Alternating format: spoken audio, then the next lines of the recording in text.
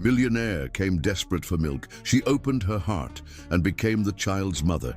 Hello, my precious, irreplaceable family. Welcome back to Mr. Peter Stories. Every time I show up here, I carry you all in my heart. I am with you in your joy, your pain, your silence, and your smiles. You are not just names on a screen. You are my family, my strength, my purpose. But today, I need to speak from the heart, with honesty. Why are we not getting the love we once did? Why must I remind you to like and comment? This family has always been my pride. Don't make me feel like I'm shouting into the wind. Your comments, your love, your I am with you, they are the heartbeat of this space. To the beautiful new souls who've joined us, welcome home. You may be new, but you already belong. I promise to give you stories that will make you feel, cry, smile, and believe in love again. Some families are born, ours was chosen, and chosen love is the strongest of all. So please, don't wait for me to beg. If this place matters to you, if I matter to you, like this video and comment, I am with you. Let's show the world how deeply we stand together. To my old warriors, guide our new ones. Show them that here they are not just seen, they are loved beyond words. Let's begin today's story hand in hand as one family, forever. The digital clock on Scott Drew's nightstand glowed 3:17 a.m. as baby Lily's cries pierced through the darkness. He'd been pacing his apartment for over 2 hours, bouncing his 4-month-old daughter against his chest while she screamed with a desperation that echoed his own. "Come on, sweetheart, please," Scott whispered, his voice hoarse from exhaustion. Dark circles shadowed his eyes, and his brown hair stuck up in every direction from running his hands through it. 3 days. It had been exactly 3 days since Veronica walked out, leaving only a hastily scrawled note. "I can't do this anymore. I'm sorry." Scott had found the note when he came home from work that evening, expecting to find his wife feeding Lily or resting while the baby slept. Instead, he'd found silence, empty drawers, and a crying infant who seemed to sense her world had shifted.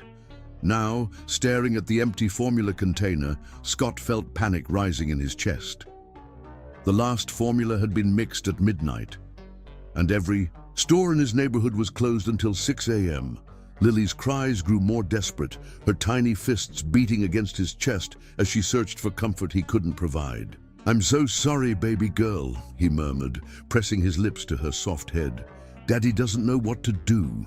At 30 years old, Scott had built a successful consulting business and owned a beautiful apartment. He'd married Veronica 3 years ago, believing they wanted the same things: family, stability, a future together. When Lily was born, he'd felt like the luckiest man alive. But somewhere between sleepless nights and constant demands, Veronica had started pulling away. The apartment felt enormous and empty now. Scott had bought this place when Veronica was pregnant, imagining birthday parties and Christmas mornings filled with laughter. Now it just echoed with his daughter's cries and his own desperate whispers. He tried everything: warm water with sugar, which Lily rejected immediately; a pacifier, which he spat out angrily. He even called the 24-hour nurse hotline, but their advice to try soothing her until morning felt useless when his daughter was clearly starving. By 3:30 a.m., Scott made a decision that would have seemed impossible a week ago. He wrapped Lily in her warmest blanket and headed outside. Maybe someone, somewhere, would be awake. Maybe someone would have formula to spare. The October night air was sharp and cold as Scott stepped outside, holding Lily close against his chest. Most of the windows in the surrounding apartment buildings were dark, but as he walked down the quiet street, he spotted a soft light glowing in a second-floor window of the building across from his. Scott stood on the sidewalk for a long moment, Lily's cries cutting through the silence of the night. The light was warm and steady, not the flickering blue of a television, but the gentle glow of a lamp. Someone was awake. Taking a deep breath, Scott climbed the steps to the building's entrance and pressed the buzzer for apartment 2B. He waited, his heart pounding almost as loudly as Lily's cries. Nothing. He pressed it again, longer this time, and waited. After what felt like forever, a woman's voice crackled through the intercom. "Hello? I'm so sorry to bother you this late. My name is Scott Drew. I live across the street. I have a 4-month-old baby, and she's hungry, but all the stores are closed and I don't have any formula left. I saw your light and I don't know what else to do." Lily's cries filled the silence. Scott closed his eyes, preparing for rejection. Instead, the buzzer sounded. When he reached the second floor, a door was already open, revealing a young black woman with kind eyes and natural hair pulled back. She wore scrubs, and her face showed exhaustion that matched his own. "Oh my God," she said softly, looking at Lily. "How long has she been crying?" "About 2 hours. I'm Scott, and this is Lily. I'm really sorry to bother you, but I didn't know where else to turn. I'm Julie Candy, and you don't need to apologize. Come in." Scott stepped into the warm apartment, immediately noticing how different it felt from his own place. Where his felt cold and empty, Julie's felt lived in and welcoming. Soft blankets draped the couch, plants lined the windowsills, and the air smelled faintly of vanilla and something comforting he couldn't identify. "Let me see her," Julie said, extending her arms toward Lily. Something in her voice, gentleness mixed with authority, made Scott trust her immediately. He transferred Lily carefully, and Julie immediately began swaying gently, making soft shushing sounds. But Lily's cries only intensified, her tiny body rigid with hunger and distress. "When was her last feeding?" Julie asked, her voice professional but warm. "Around midnight. She finished the last of the formula, and I didn't realize we were out until..." Scott trailed off, feeling like the worst father in the world. Julie looked at him for a long moment, then at Lily, whose cries were becoming weaker but more desperate. Something shifted in her expression. "I can help her, but I need you to know that I recently had a baby. 2 months ago. She didn't make it." Scott felt his heart clench. "Julie, I couldn't ask you to..." "You're not asking, I'm offering. She's hungry and I can feed her." Julie moved to the couch and settled into the corner, adjusting her scrub top. Scott looked away, giving her privacy, but he could hear the moment. Lily latched on, the sudden blessed silence that fell over the apartment. "Oh," Julie whispered, and when Scott glanced back, he saw tears streaming down her face. "Oh, sweet baby." Scott sat heavily in the chair across from them, watching as his daughter finally found the comfort she'd been crying for. Julie's face was a mixture of pain and joy, her free hand gently stroking Lily's dark hair. "Thank you," Scott said, his voice breaking. "I don't know how to thank you." Julie looked up at him, and in her eyes, Scott saw a grief that matched his own desperation. "You don't need to thank me. She needed help, and I needed this too." They sat in comfortable silence for a while, the only sounds being Lily's contented suckling and the soft hum of the heating system. Scott found himself studying Julie's face, the gentle way she held his daughter, the tears that continued to fall silently down her cheeks, the careful tenderness in every movement. "She was beautiful," Julie said suddenly. "My baby." I was going to name her Hope. Scott felt tears prick his own eyes. "I'm so sorry. Her father, my ex-boyfriend Terrence, he pushed me down the stairs during a fight. I was 7 months pregnant." Julie's voice was steady, but Scott could hear the ocean of pain beneath it. "I lost her 2 days later." "Jesus, Julie, I'm so sorry." Julie smiled sadly, looking down at Lily. "When I heard your baby crying tonight, I couldn't ignore it. She sounded so hungry, so desperate, and I have what she needs." Scott watched as Lily's eyes began to flutter closed, her tiny fist relaxing against Julie's chest. For the first time in 3 days, his daughter looked peaceful. "Her mother left," Scott said quietly. 3 days ago, just walked out and left us both. Julie's eyes met his across the small space. Then she's a fool. Something passed between them in that moment, an understanding born of shared abandonment and desperate love for the tiny girl in Julie's arms. Scott felt something ease in his chest, a tension he'd been carrying since he found Veronica's note. When Lily was finished eating, Julie carefully handed her back to Scott. The baby was drowsy and content, her face relaxed in a way Scott hadn't seen since Veronica left. "She'll probably sleep for a few hours now," Julie said, readjusting her top.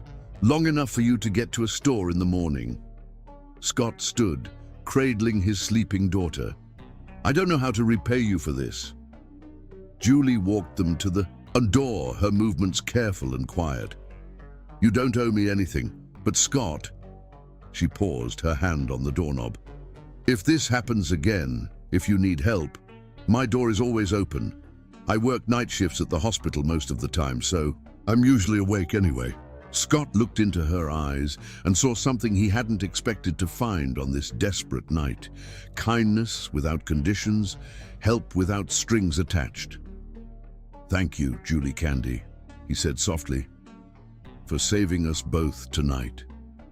As Scott carried his sleeping daughter back across the street to their empty apartment, he couldn't shake the feeling that something fundamental had shifted. Not just because Lily was finally fed and peaceful, but because of the woman who had opened her door to strangers in the middle of the night and given them exactly what they needed. He tucked Lily into her crib and stood watching her sleep, thinking about Julie's tears and the gentle way she'd held his daughter.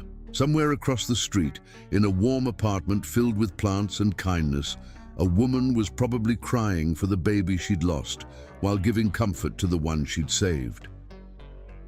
Scott fell asleep that night with Lily's peaceful breathing as his lullaby and the memory of Julie's gentle hands soothing his daughter's cries. He didn't know it yet, but this desperate night would be the beginning of everything, the start of a love story that would heal them both and give Lily the mother she truly needed. In the morning, he would buy formula and diapers and all the things he'd forgotten in his panic. But he would also find himself thinking about the woman across the street, wondering if she was okay, if she was sleeping peacefully or lying awake thinking about the baby she'd lost and the one she'd helped save. And in 2 days, when Lily started fussing again and Scott felt that familiar panic rising, he would find himself looking across the street at that second-floor window, hoping to see that warm light glowing again. Chapter 2. Sleepless Hearts. Scott stared at the formula can, reading the directions for the 4th time. It should have been simple: water, powder, shake. But somehow he'd managed to make it too thick, too thin, too hot, too cold. Everything felt impossible on 2 hours of sleep with hands that wouldn't stop shaking. 24 hours had passed since Julie Candy saved his daughter's life, and Scott couldn't stop thinking about the woman across the street. Not just because of what she'd done, but how she'd done it, without hesitation, without judgment, with a tenderness that spoke of deep understanding about loving a child desperately. Lily had slept peacefully until 6 a.m., long enough for Scott to rush to the nearest convenience store and buy every brand of formula they had. But now, at 2:30 a.m. the following night, she was fussing again, that particular cry that meant she was still hungry even after finishing her bottle. Scott tried everything, bouncing, swaying, singing lullabies in his off-key voice. Nothing worked. Lily's cries grew more insistent, and Scott felt that familiar panic rising in his chest. Was he doing something wrong? Was the formula not agreeing with her? Should he call the pediatrician? Before he could talk himself out of it, Scott wrapped Lily in her blanket and headed across the street. The same warm light glowed in Julie's window, and when he pressed the buzzer, her voice came through immediately. "Scott? Yeah, it's me. I'm sorry, I know it's late again, but she won't settle, and I think she's still hungry." The buzzer cut him off. Julie opened the door before he could knock, already reaching for the baby. Tonight, she wore pajama pants and an oversized t-shirt, her hair loose around her shoulders, and Scott realized she was beautiful in a way that had nothing to do with makeup or fancy clothes. "Hello, sweet girl," Julie murmured to Lily as she took her. "What's wrong? Did Daddy try his best, but you're still not happy?" As if she understood, Lily's cries immediately began to quiet in Julie's arms. "I feel like such a failure," Scott said, slumping against the doorframe. "I can't even figure out how to feed my own daughter properly." "You're not a failure," Julie said firmly, settling onto the couch with Lily. "You're learning. 3 days ago, your wife walked out on you and your 4-month-old baby. You've been doing this completely alone, with no preparation, no help, no break. The fact that you're here, trying everything you can think of to take care of her, proves you're succeeding." As Lily latched on and began nursing contentedly, Scott felt tension leave his shoulders. "How do you make it look so easy?" "It's not easy," Julie said quietly. "It's instinct and practice. I've been around babies my whole career." "Tell me about your job," Scott said, settling across from her. "What's it like being a pediatric nurse?" Julie's face lit up. "I love it. There's something about helping children, being there during scary moments and making them feel safe. Kids are so resilient, so brave. They trust you completely if you show them kindness. Is that why you became a nurse?" "My grandmother raised me after my parents died, and she was always helping people in our neighborhood. She taught me that taking care of people is one of the most important things you can do." Scott found himself genuinely curious about this woman who had opened her door to strangers twice now. "What happened to your parents?" "Car accident when I was 8. Drunk driver ran a red light." Julie's voice was matter-of-fact, but Scott could hear the old pain beneath it. "My grandmother was the only family I had left, so I moved to Chicago to live with her. That must have been hard." "It was, but my grandmother was incredible. She worked as a home health aide, taking care of elderly people, and sometimes she'd bring me with her. I learned how to be gentle with people who were hurting, how to listen, how to make someone feel cared for, even when everything else in their world was falling apart." Scott watched Julie's face as she spoke, seeing the love and respect she had for the woman who raised her. "Is she still alive?" "Yes, but she has dementia now.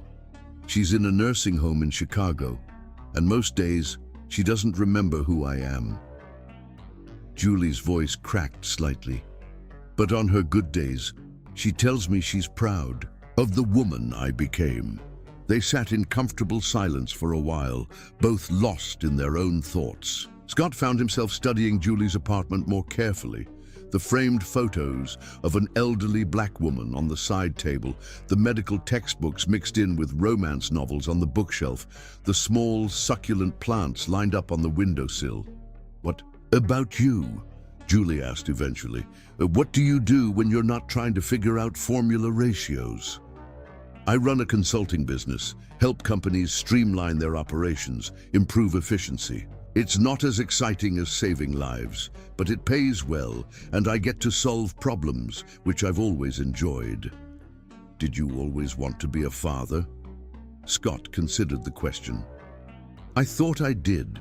Veronica and I talked about having kids from the time we got engaged. We had it all planned out, the nursery, the college funds, family vacations. But I don't think either of us really understood what it would actually be like." "What do you mean?" "I mean, we planned for the easy parts. The first steps, teaching her to ride a bike, helping with homework. We didn't plan for the 3 a.m. crying, fits, or how exhausted we'd be, or how much our relationship would change." Scott ran his hands through his hair. "I think Veronica expected it to be like playing house with a really realistic doll." Julie shifted Lily to her shoulder and began gently patting her back. "What was your marriage like before, Lily?" "Good," I thought. "We both worked a lot, but we had similar goals. Nice apartment, nice vacations, nice life. But looking back, I wonder if we were just comfortable together rather than actually in love." What's the difference? Scott thought about it. Comfortable is easy. You don't fight much because you don't care enough to fight. You go through the motions of being a couple without really connecting. Love is... He paused, searching for the words. Love is caring so much about someone that their pain becomes your pain. Love is wanting to know everything about them, wanting to make their life better just because they exist. Julie was quiet for a moment. It sounds like you know the difference. I'm starting to. After Lily finished eating, Julie handed her back to Scott, but instead of preparing to leave, he found himself reluctant to end the conversation. Would you like some coffee? Julie asked, as if reading his mind. I was going to make some anyway. I don't usually sleep well after working a 12-hour shift. I'd love some coffee, Scott said gratefully. Julie moved to the small kitchen while Scott settled Lily in his arms. The baby was drowsy but awake, making soft cooing sounds as she looked around the unfamiliar apartment. She's beautiful, Julie said, returning with 2 steaming mugs. She has your eyes. Everyone says that, but I don't see it. She does. The same dark brown, and she gets that little crease between her eyebrows when she's thinking, just like you do. Scott looked down at his daughter, trying to see himself in her features. Sometimes I look at her and can't believe she's mine, that I helped create this perfect little person. Do you think Veronica will come back? The question hung in the air between them.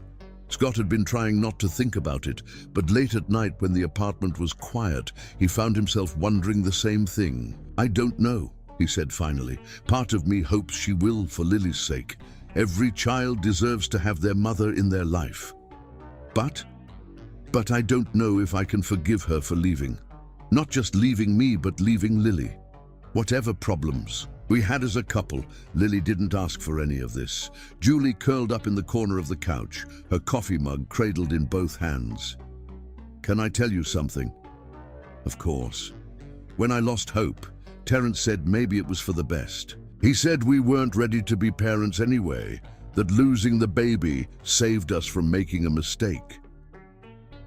Julie's voice was steady, but Scott could see the pain in her eyes. That's when I knew I had to leave him, because anyone who could look at the loss of our child as a blessing wasn't someone I could build a life with. I'm so sorry, Julie. My point is, sometimes people show you who they really are in crisis. Veronica showed you that when things get hard, she runs. You showed me that when things get impossible, you keep trying. Scott felt something warm spread through his chest at her words. You showed me that there are still people in the world who help strangers without expecting anything in return. As they talked until 4 a.m., sharing stories about their childhoods, dreams and fears, something shifted between them. Julie told him about deciding to become a nurse, about her first patient, about how good it felt to ease someone's suffering.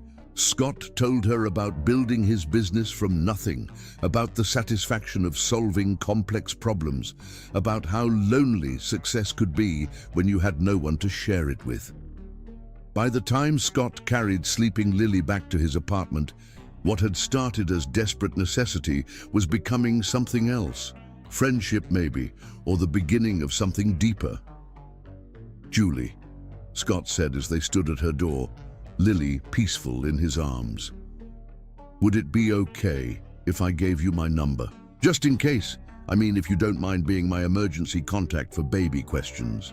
Julie smiled, and it was the first real smile he'd seen from her. I'd like that. And Scott, you can call me anytime, day or night, I mean it. As Scott walked back across the street, he found himself thinking about Julie's smile, about the way she'd looked holding his daughter, about the easy conversation they'd shared over coffee at 3 a.m. For the first time since Veronica left, he felt like maybe he wasn't completely alone in this. In her apartment, Julie cleaned up the coffee mugs and prepared for bed, but she found herself thinking about the man across the street who was learning to be a father under the worst possible Circumstances. There was something about Scott's gentle determination, his obvious love for his daughter, that made her want to help him succeed. She programmed his number into her phone and sent him a quick text. "Sweet dreams to both of you. Call me if you need anything." His response came almost immediately. "Thank you for everything. Sleep well." Julie fell asleep that night thinking about the way Scott's face had lit up when Lily smiled at him, about the pain in his voice when he talked about his failed marriage, about the trust he'd shown by bringing his most precious thing to a near stranger for help. What had started as one desperate night was becoming something neither of them had expected. For Julie, it was the first time since losing hope that she felt useful, needed, like she had something to offer the world besides her professional skills. For Scott, it was the first time since Veronica left that he felt like he might actually figure out how to be the father Lily deserved. Neither of them realized it yet, but they were both beginning to heal, and that healing was starting to look a lot like love. Chapter 3. Small moments, big changes. 2 weeks had passed since that first desperate night, and Julie's presence in Scott's life had become essential. What started as emergency midnight visits had evolved into something Scott anticipated daily. Julie stopping by after her shifts, sometimes in scrubs, sometimes in jeans and soft sweaters that made Scott's apartment feel warmer. It was Thursday afternoon when Julie knocked on his door, arriving early with groceries, and the patient smile Scott recognized as her teaching mode. "Time for Baby Care 101, she announced, setting the groceries on his kitchen counter. "I have the day off, and I think it's time you learn some tricks that'll make your life easier." Scott looked up from where he'd been unsuccessfully trying to calm a fussy Lily for the past 20 minutes. "Please tell me you have magic baby whispering powers." "Better than magic," Julie said, taking Lily from his arms with practiced ease. "I have experience and patience. 2 things you're going to develop too." Within moments of being in Julie's arms, Lily's cries subsided to soft whimpers, then stopped. Scott watched in amazement as Julie began a gentle swaying motion, humming quietly while studying Lily's face. "See this?" Julie pointed to Lily's clenched fists. "She's overstimulated. And look how she's turning away from the light. She needs to calm down before she can tell us what she actually needs." "How do you know all that?" "Babies have a language. Once you learn to read it, everything becomes clearer." As Julie continued her gentle swaying in the softer light, Scott watched Lily's features gradually relax. Her fists unclenched, her breathing became more even, and suddenly she was looking around with alert, curious eyes instead of the frustrated expression she'd worn all afternoon. "Now," Julie said softly, "let's see what she's actually trying to tell us." Julie went through a methodical process, checking Lily's diaper, offering a bottle, testing whether she was too warm or too cold. When Lily refused the bottle but started making sucking motions with her mouth, Julie nodded with satisfaction. She's working on her pacifier skills, but she's not actually hungry. She wants to suck for comfort, not nutrition. This is when a pacifier would help, but if you don't have one handy, Julie gently offered Lily her clean pinky finger, which the baby immediately began sucking contentedly. She just needed something to soothe herself, Scott said, understanding dawning. Exactly. Babies have different kinds of crying for different needs. Hunger sounds different from tiredness, which sounds different from overstimulation or discomfort. Once you learn the difference, you stop feeling like you're constantly guessing. Over the next hour, Julie taught Scott how to properly swaddle Lily. Not too tight, not too loose, arms snug, but hips free to move. She showed him how to read the subtle signs that meant Lily was getting sleepy before she became overtired and difficult to settle. "See how she's starting to stare off into space?" Julie pointed out, as Lily gazed unfocused at the ceiling. "And How she's making those little jerky movements with her arms. That's your 5-minute warning that she needs to go down for a nap. I never noticed that before. That's because you've been in survival mode, Julie said kindly. When you're exhausted and stressed, it's hard to pick up on subtle cues. But now that you're getting a little more sleep, you can start learning her patterns. Scott practiced the swaddling technique, while Julie guided his hands, showing him how to create the snug cocoon that made Lily feel secure.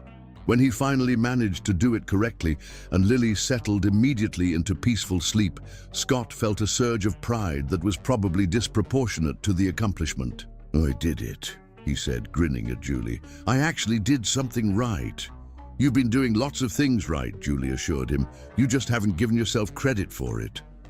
As Lily napped in her crib, Scott and Julie settled on the couch, with coffee, falling into the easy conversation that had become the highlight of Scott's days. Today, Julie seemed more relaxed than usual, curled up in the corner of his couch with her legs tucked under her, looking like she belonged there. "Can I ask you something personal?" Scott said. "You've seen me at 3 a.m. in my pajamas feeding your baby? I think we're past formal boundaries. What were you like before? Before Terrence? Before you lost hope? What was Julie Candy like when she was happy?" Julie considered this. "I was lighter, I guess. I laughed more easily. I was always planning. Things, trips I wanted to take, classes I wanted to audit, recipes I wanted to try. What happened to that list? Terrence happened. He had opinions about how I spent my free time. He thought my dreams were unrealistic and that I should focus on practical things."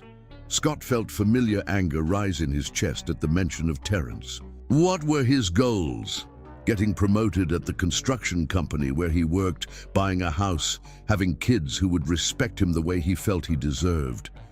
Julie's voice grew sad. "I think that's why he was so angry when I got pregnant. He wanted children, but he wanted them to be extensions of him, not actual people with their own needs and personalities." Is that why he was so cruel about losing hope?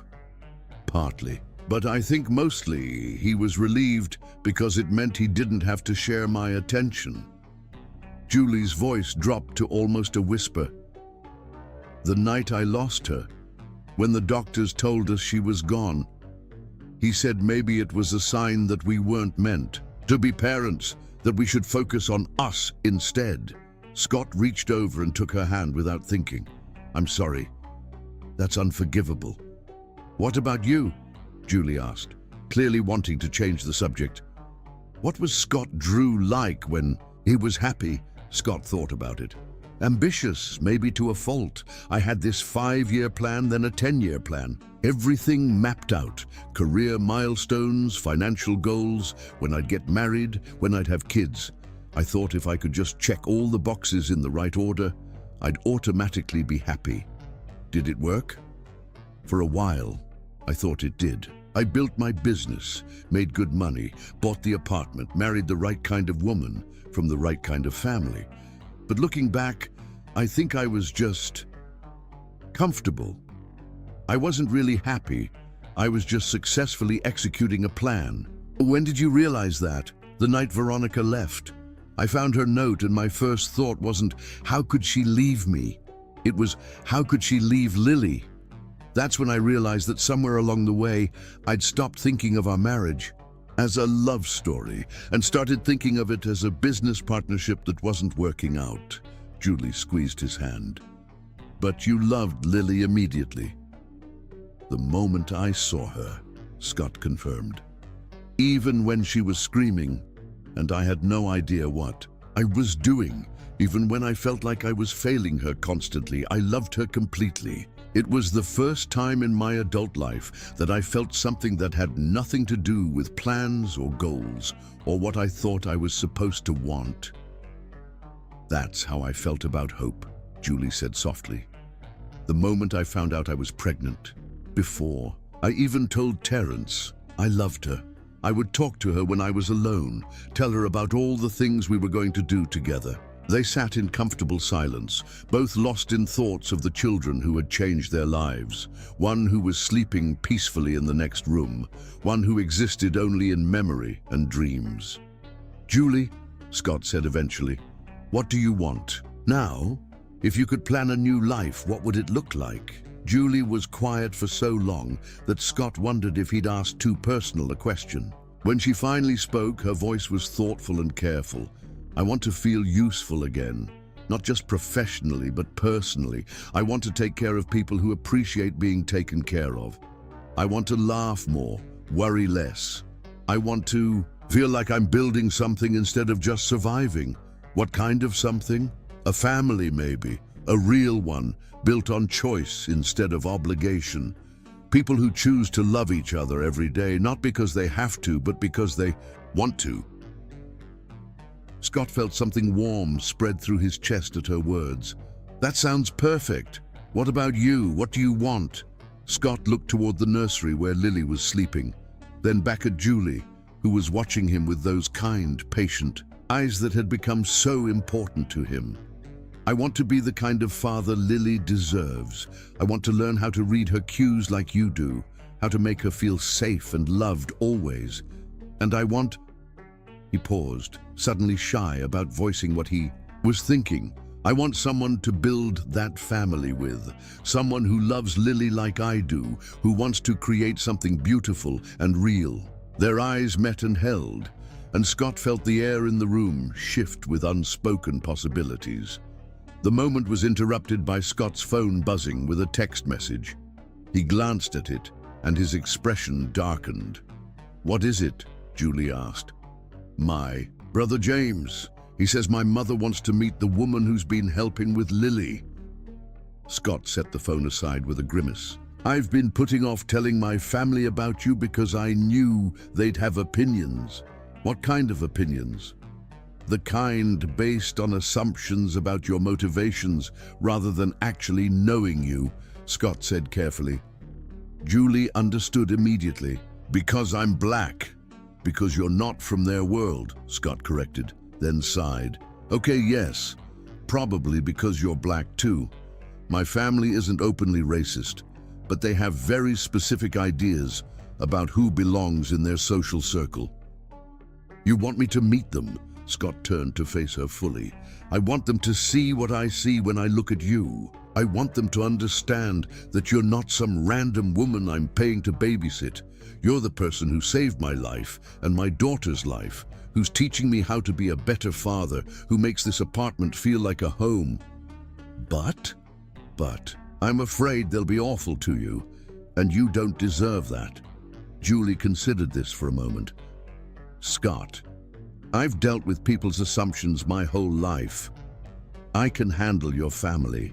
The question is whether you're ready to defend what we're building here if they disapprove." "What are we building here?" Scott asked quietly. Julie looked around the apartment, at the baby monitors and bottles, at the way they'd unconsciously arranged themselves on the couch like they belonged together, at the comfortable domesticity that had developed between them over the past 2 weeks. "Something real," she said finally. "Something worth defending." That evening, after Julie had gone home and Lily was settled for the night, Scott found himself grocery shopping with a specific purpose for the first time since Veronica left.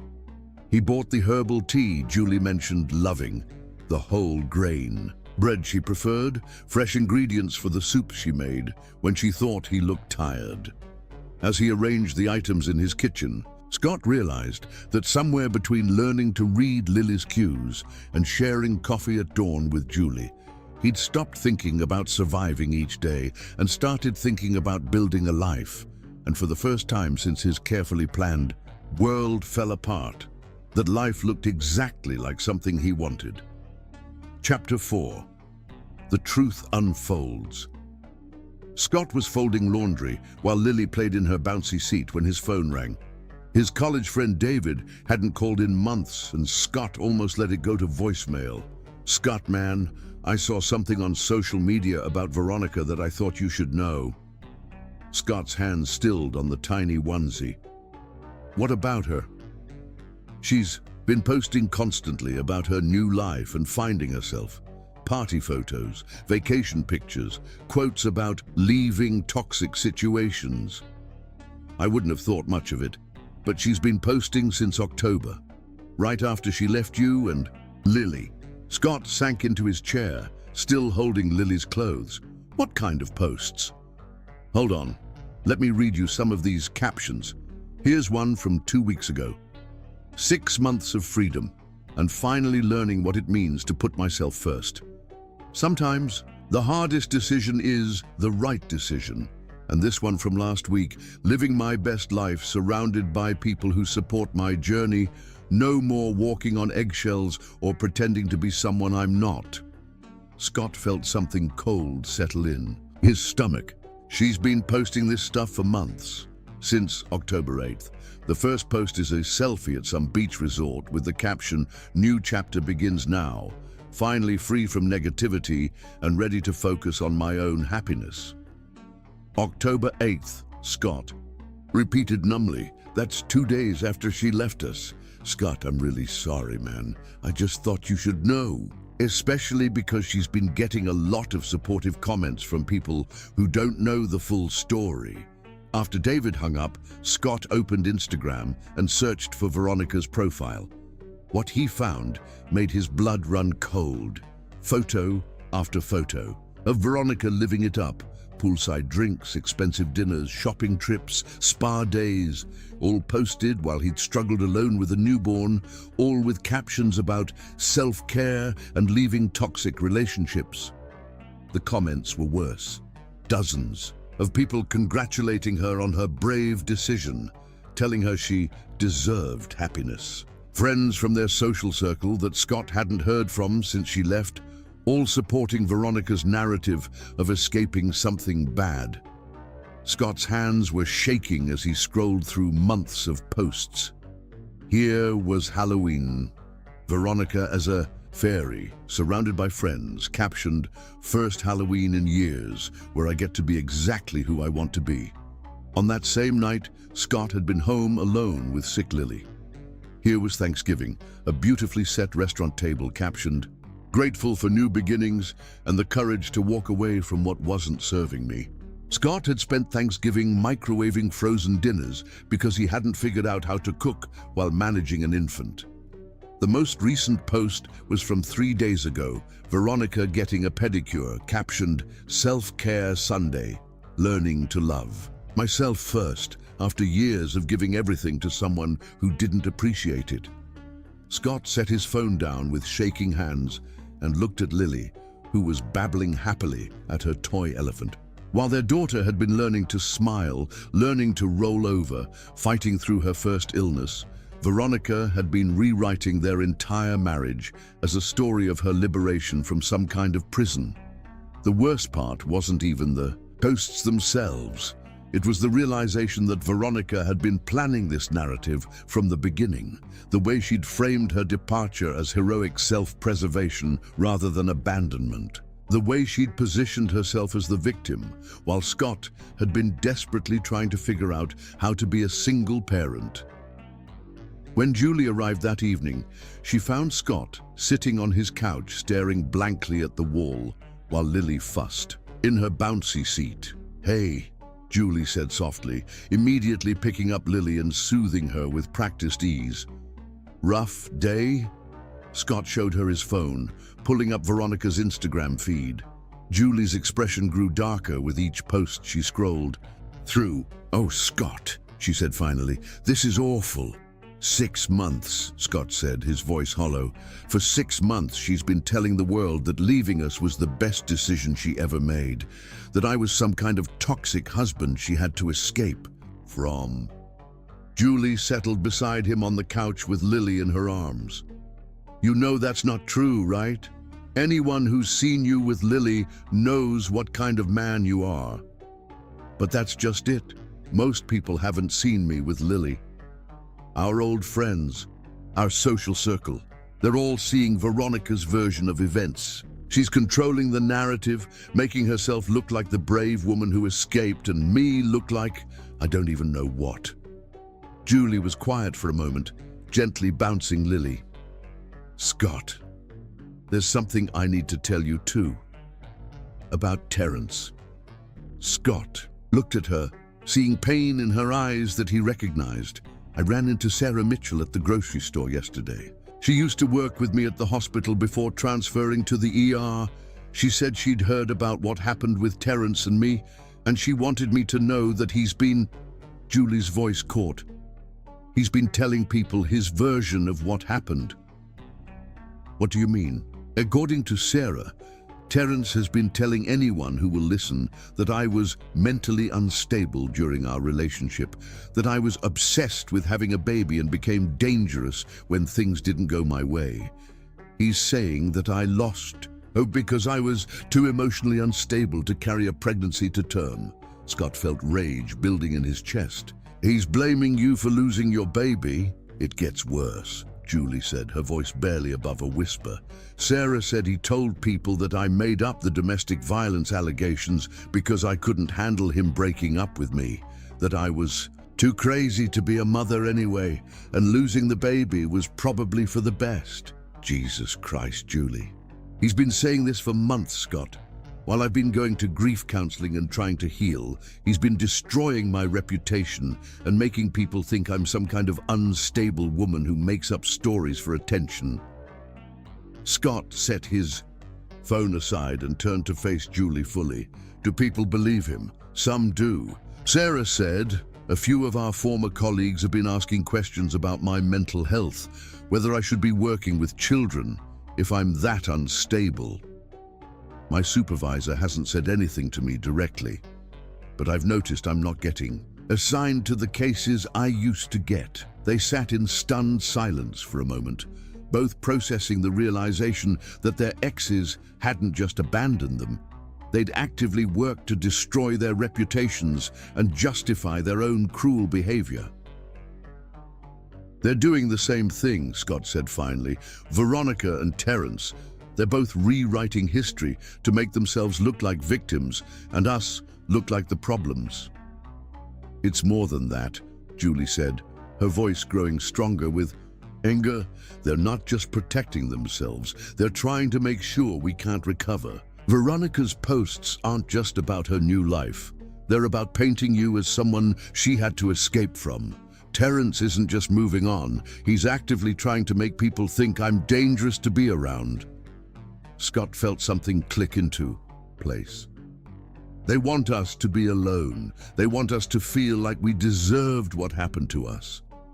And they want to make sure no one else sees us as worth loving, Julie added. If people think you're toxic and I'm crazy, then we're both isolated, both damaged goods that no one else would want. But that's not who we are, Scott said fiercely.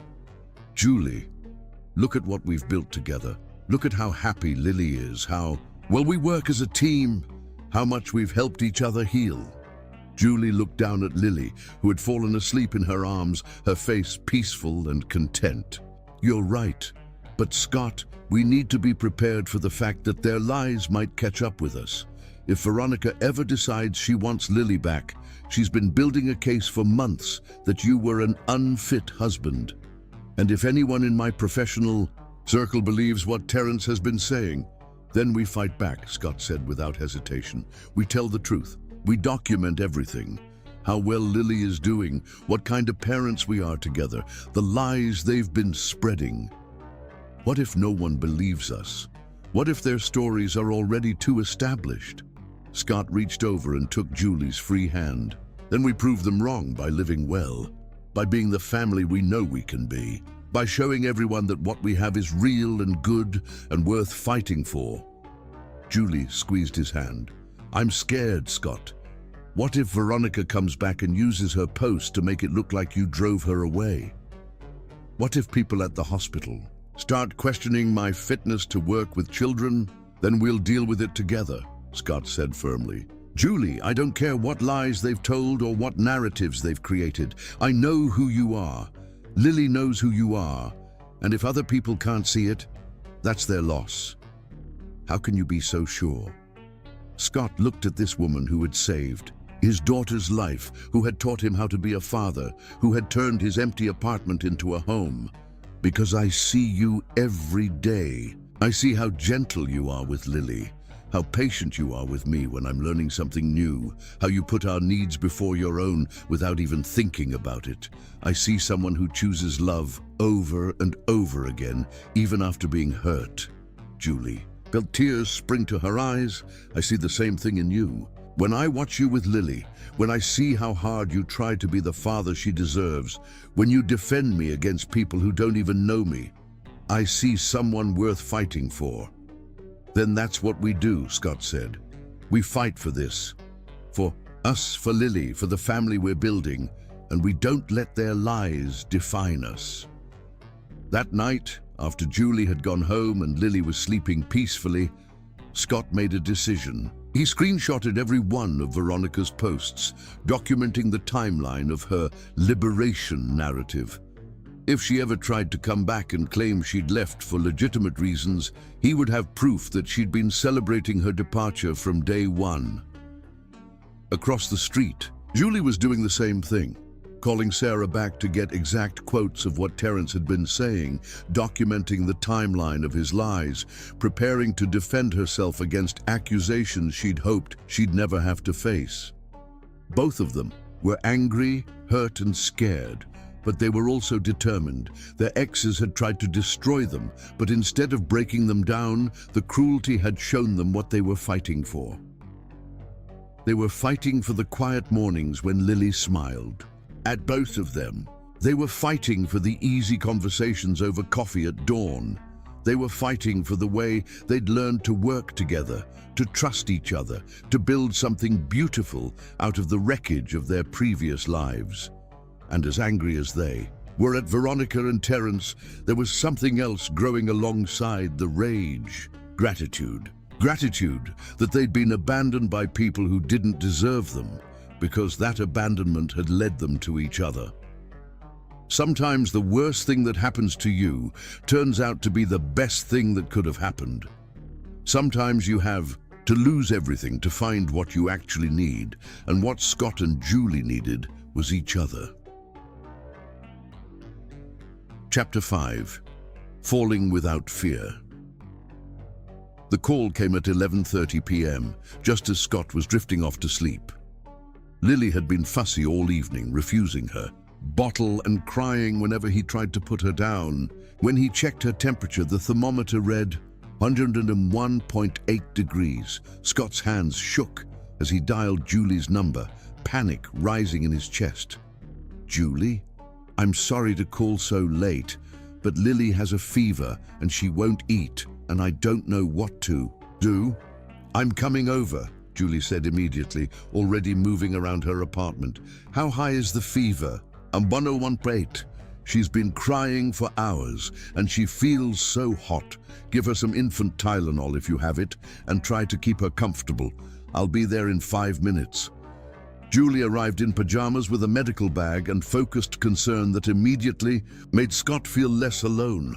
Let me see her, she said, taking Lily gently. The baby was listless and warm, her usual bright alertness replaced by the glazed look of illness. Julie went through a systematic assessment, checking Lily's breathing, looking in her ears, feeling her neck for swollen glands. Has she been eating today? Not much. About half her bottles, and she seemed more tired than usual. It's probably just a virus. Her breathing sounds clear and her ears look fine. But we need to monitor her temperature and make sure she stays hydrated. Should we take her to the emergency room? Not yet. Let's see how she responds to the Tylenol. If her fever goes above 102, or if she shows any signs of difficulty breathing, then we'll go. But right now, she just needs comfort and careful monitoring. Over the next few hours, Julie transformed into the professional nurse Scott had heard about, but never fully witnessed. She took Lily's temperature every 30 minutes, monitored her breathing, encouraged tiny sips of water. She showed Scott how to use a cool washcloth to bring down the fever. You're incredible, Scott said around 2 a.m., watching Julie gently. Coax Lily to drink from a small dropper. I would have been at the emergency room hours ago, completely panicking. You would have figured it out. But this is what I do. I'm so grateful you're here. I don't know what I would have done without you." Julie looked up at him, and something passed between them in the dim light of the living room lamp. "You don't have to do this alone anymore, Scott. You know that, right?" By 4 a.m., Lily's fever had broken. She was sleeping peacefully in Julie's arms, her breathing even, and her skin no longer burning with heat. The first light of dawn was beginning to filter through the windows, and both adults were exhausted but relieved. "She's going to be okay," Julie whispered, gently transferring the sleeping baby to her crib. When she returned to the living room, Scott was slumped on the couch, his head in his hands. The adrenaline of the night was wearing off, leaving him shaky with relief and exhaustion. "Hey," Julie said softly, sitting beside him. "She's fine. You did everything right." "I was so scared," Scott admitted. "When I saw that fever, when she wouldn't stop crying, all I could think was that I was going to lose her too." Julie reached over and took his hand without thinking. "You're not going to lose her. She's healthy and strong, and she has a father who loves her enough to call for help when he needs it." They sat in comfortable silence as the room gradually lightened with the approaching sunrise. Scott found himself studying their joined hands, amazed by how natural it felt to be touching Julie this way, how right it seemed. "Julie," he said quietly, "I need to tell you something." "What?" "These past few weeks, having you in our lives, it's been the best thing that's happened to me since Lily was born. Maybe the best thing that's happened to me, period." Julie's breath caught. "Scott, I know this is complicated. I know we both have baggage, and we're both still healing from what our exes did to us. But I can't pretend anymore that what I feel for you is just gratitude." Julie turned to face him fully, her heart pounding.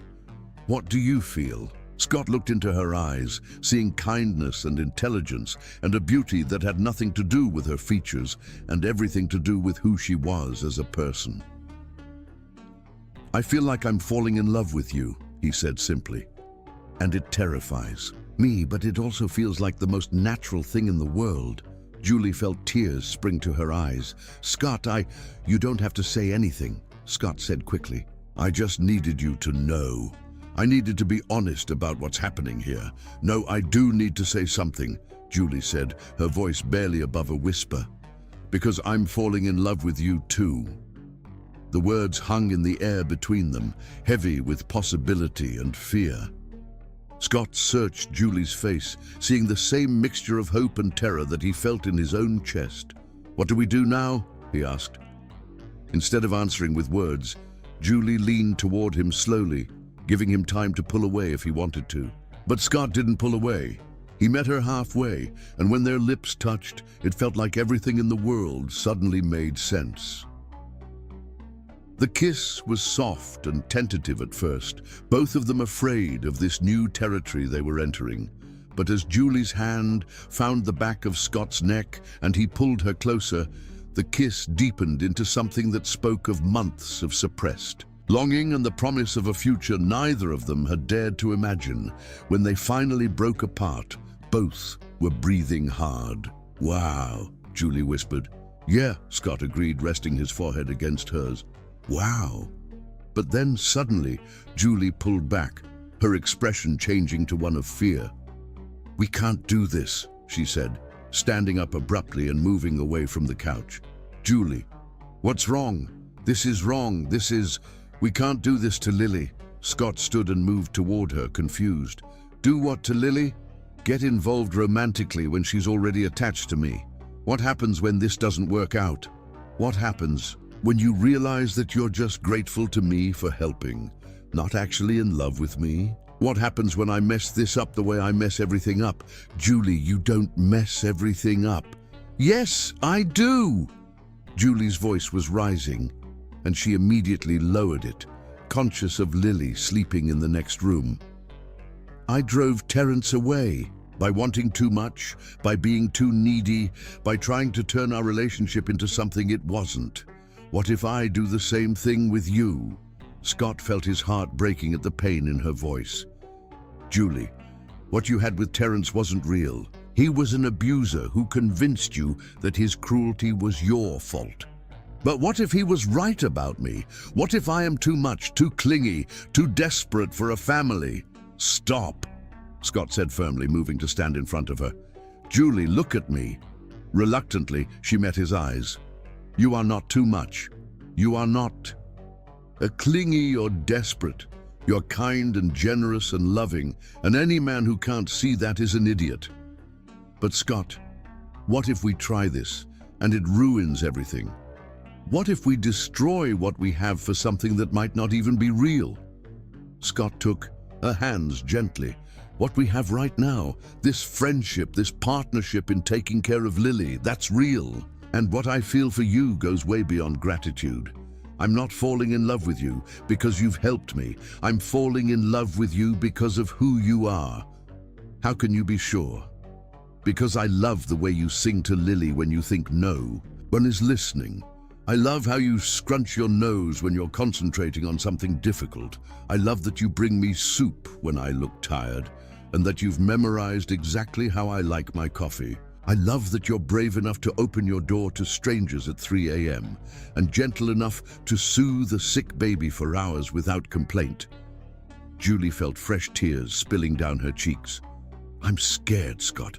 I'm so scared of getting my heart broken again. I'm terrified too, Scott admitted. I'm terrified that you'll realize I'm not worth loving, that I'm just some guy who can't even take care of his own daughter without help. I'm terrified that you'll leave the way Veronica did, that I'll wake up one day and you'll decide this is too hard. I would never do that. And I would never hurt you the way Terence did. Julie, we're both scared because we've both been hurt. But what we have together, it's nothing like what we had with them. Julie looked at this good, gentle man who had trusted her with his most precious thing, who had defended her against his own family's prejudices, who looked at her like she was something wonderful instead of something broken. What are you saying? She asked softly. I'm saying that yes, this is scary. Yes, we could get hurt. But Julie, you and Lily are the only good things in my life right now. I'm not willing to let fear stop me from trying to build something beautiful with you. What? If we take it slow, Julie asked hesitantly. What if we admit that we're falling in love, but we don't rush into anything? Give ourselves time to be sure. I think that's the smartest thing either of us has said all night, Scott said with a small smile. So, we're doing this? We're really going to try? Scott reached up and gently brushed a tear from her cheek. We're already doing it, Julie. We've been building a relationship for weeks. Now we're just being honest about what it is. Julie leaned into his touch, feeling some of the fear ease out of her chest. I do love you, Scott. And I love Lily like she's my own daughter. She is your daughter, Scott said firmly. In every way that matters, you're her mother. As the sun fully rose and filled the apartment with warm morning light, Scott and Julie held each other on the couch, both scared and hopeful and deeply in love. In the nursery, Lily slept peacefully, completely unaware that her family had just officially become complete. They had a long way to go, conversations to have, fears to work through, a future to plan carefully. But they also had something precious, love that had grown out of genuine caring, trust that had been earned through months of showing up for each other, and a shared commitment to the little girl who had brought them together.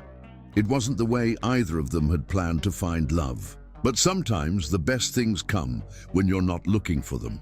When you're just trying to survive and someone shows up to help you not just survive, but thrive. And that's exactly what they intended to do, together. Chapter 6. Building. Something real. 3 weeks after their first kiss, Scott and Julie had settled into a rhythm that felt natural. Julie's toothbrush sat beside Scott's. Her favorite tea filled a shelf in his kitchen, and her nursing textbooks were stacked beside his business magazines. She hadn't officially moved in, but the boundaries had blurred until the distinction felt meaningless. It was a Saturday morning in late November when Scott woke to find Julie already up, sitting in the rocking chair with Lily, both bathed in soft light filtering through the curtains. Julie hummed quietly while Lily gazed up at her with complete trust.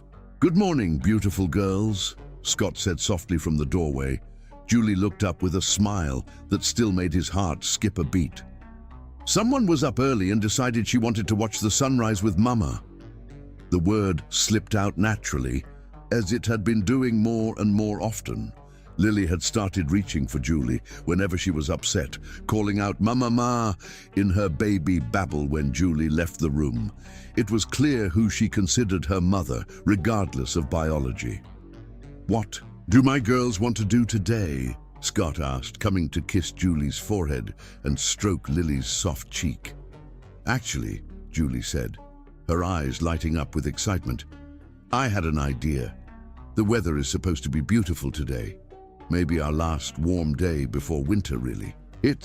What if we pack a picnic and take Lily to the park? She's never really been on an outdoor adventure." Scott loved seeing Julie like this, animated and planning, thinking about experiences they could share as a family. It was so different from the careful, guarded woman who had first opened her door to him that desperate night. An hour later, they were spreading a blanket under a large oak tree in Central Park, Lily lying between them on her back, staring up at the dancing leaves with wide-eyed wonder. Julie had packed sandwiches and fresh fruit, and Scott had brought coffee in a thermos and his camera to capture Lily's first real picnic.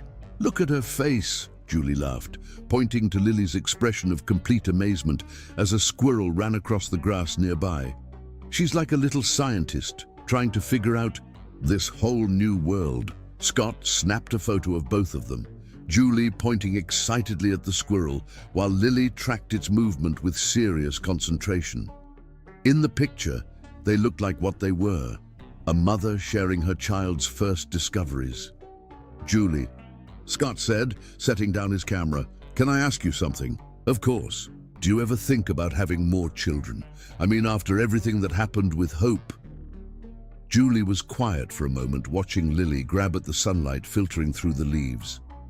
"I used to be terrified that I'd never want to risk pregnancy again, that losing Hope had broken something in me permanently. And now I look at Lily and I think about how amazing it would be to give her a sibling. I think about experiencing pregnancy with someone who would be excited about it, who would take care of me instead of making me feel like it was something I was doing to inconvenience them." Scott felt warmth spread through his chest at her words. "I think about that too, about what it would be like to go through pregnancy together, to see you carrying our baby. Is that something you really want? More children? With you?" "Yes, absolutely." Scott reached over and took her hand. "I want Lily to have siblings. I want to experience all of it with you. The doctor's appointments, the nursery planning, teaching our kids to play together." Julie squeezed his hand. "I love that you say our kids like Lily already counts. She does count. Julie, she's been yours since the night you first fed her. Biology doesn't make someone a parent. Love does." As if hearing her name, Lily rolled onto her side and made grabbing motions toward Julie. Without hesitation, Julie scooped her up and settled her in her lap, continuing their conversation while absent-mindedly entertaining the baby with peekaboo games. "My grandmother used to say that families aren't just about blood," Julie said, making funny faces that had Lily giggling. "She said the best families are the ones where people choose each other every day." "Your grandmother sounds like she was a wise woman." "She was. I think she would have loved you. She always said I should find a man who was kind to children and old people, because that's how you know someone's true character." "How am I doing on the old people front?" Julie laughed. "You bring Mrs. Henderson from downstairs groceries every week without her even asking. I think you'd pass grandmother's test." They spent the afternoon introducing Lily to the wonders of the outdoors, the feel of grass beneath her hands, the sound of birds singing, the way shadows moved across the ground. When Lily got fussy, Julie nursed her right there on the blanket, completely unself-conscious and natural about it. "You're an amazing mother," Scott said, watching Julie soothe their daughter. "So are you an amazing father," Julie replied. "Look how secure she is, how happy. Children who are well-loved have this confidence about them, this trust in the world. Lily has that because of you, because of us," Scott corrected. That evening, after they'd given Lily her bath together and put her down for the night, Scott and Julie settled on the couch with takeout Chinese food and a bottle of wine. These quiet dinners had become sacred time for them, a chance to reconnect as adults after spending the day focused on Lily's needs. "I've been thinking about something," Julie said, curled up against Scott's side with her head on his shoulder. "What's that?" "About us, about how this feels different from any relationship I've ever had." Scott set down his wine glass and turned to look at her. "Different how?" "With Terrence, everything felt like work. I was constantly trying to prove that I was worth loving, trying to anticipate his moods, trying to be whatever he wanted me to be. But with you," Julie paused, searching for the right words. "With you, I feel like I can just be myself." "You can always be yourself with me," Scott said, stroking her hair. "I fell in love with exactly who you are." "I know. And that's what's so amazing about this. I'm not performing or pretending or trying to earn your love. I just wake up every morning knowing that you love me and I love you, and we're building something real together." Scott felt a surge of emotion at her words. "It is real, the most real thing I've ever experienced." Their conversation was interrupted by a soft cry from the nursery.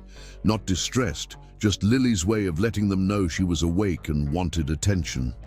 Without discussion, they both got up to check on her, moving together with the easy coordination of parents who had learned to work as a team. They found Lily sitting up in her crib, not upset, but clearly wanting company. Julie picked her up while Scott adjusted the nightlight, and they settled into the rocking chair together, all three of them fitting perfectly in the chair meant for one. "This is what I want forever," Scott said quietly, his arms around both his girls. "These quiet moments when it's just us." "Me too," Julie whispered. "I used to think I needed grand gestures and dramatic declarations to know that love was real. But this, sitting here with you and Lily, feeling completely content and safe, this is what real love actually looks like."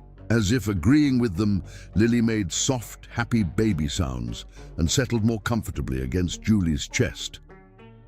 "I think someone approves of our family," Scott said with a smile.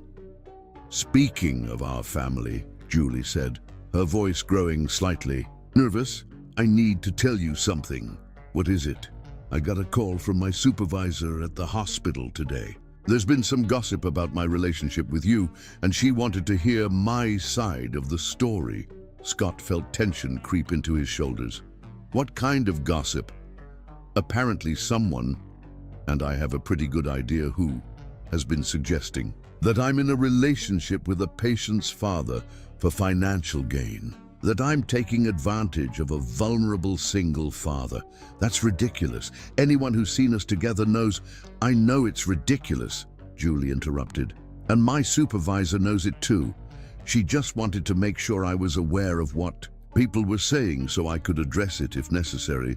"Are you in trouble at work?" "No.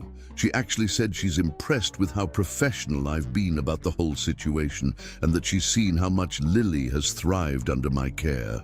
"But Scott, if this gossip gets worse, it could become a problem."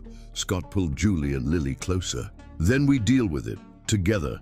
We document everything. We show them how happy and healthy Lily is. We prove that what we have is real and good." "What if they try to say, I'm unfit to work with children?" "They won't. Because you're the best pediatric nurse they have, and anyone with eyes can see how much you love children." Scott pressed a kiss to the top of her head. Besides, soon you'll have a different last name, and it'll be harder for people to connect you to the gossip. Julie looked up at him. Is that a proposal? Scott's eyes widened as he realized what he'd just implied. I mean, that is, if you want it to be. Julie laughed, and the sound filled the nursery with warmth. Scott Drew, are you proposing to me while we're sitting in a rocking chair with a baby between us? Actually, Scott said, his voice growing more confident, I can't think of a more perfect way to propose. This is us, Julie. This is our family. And yes, I'm asking you to marry me. Julie felt tears spring to her eyes. Yes, she whispered. Yes, I want to marry you. As they kissed over Lily's head, their daughter made happy gurgling sounds, as if she approved of this development too. Later that night, after Lily was settled back in her crib, and they were lying in bed together, Scott and Julie talked about their future, about wedding plans and baby names, and the house they wanted to buy together someday. I love you, Julie Candy, Scott said as they drifted off to sleep. I love you too, Scott Drew. All of you, forever. Outside, snow began to fall gently, covering the world in a blanket of white. Inside, a family slept peacefully, complete and content and ready for whatever tomorrow would bring. They had found each other in the darkness of desperate need, but they had built their love in the light of daily choice, daily care, daily commitment to each other and to the child who had brought them together. And that kind of love, the kind built slowly and carefully and with intention, was strong enough to weather any storm. Chapter 7, The Return.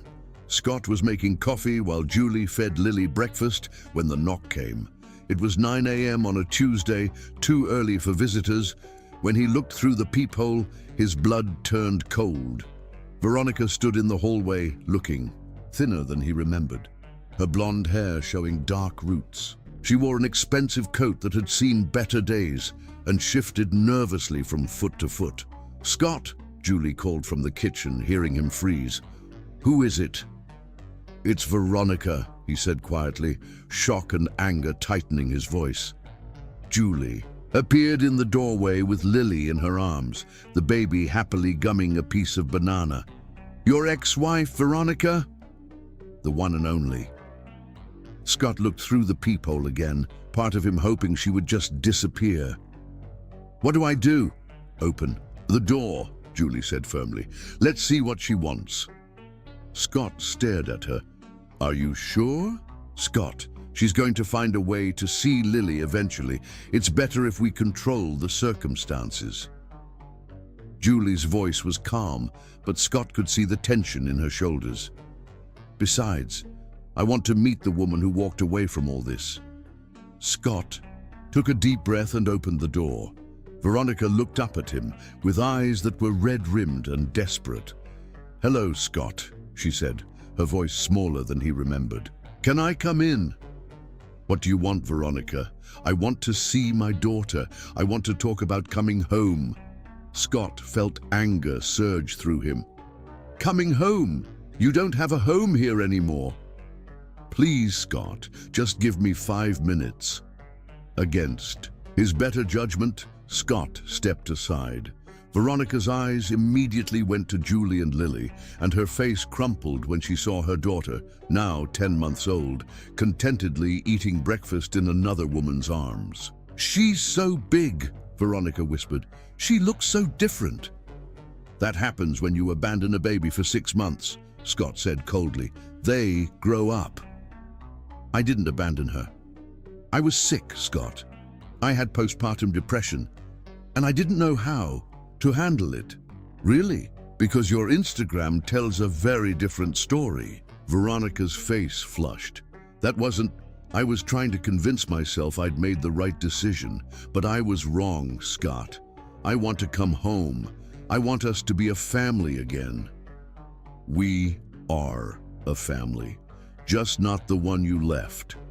For the first time, Veronica really looked at Julie, taking in the way she held Lily, the casual intimacy of the morning scene, the ring on Julie's left hand. "You're engaged," Veronica said, her voice flat. "Yes? To her? To the babysitter?" "To Julie," Scott corrected. "The woman who's been Lily's mother while you were off finding yourself."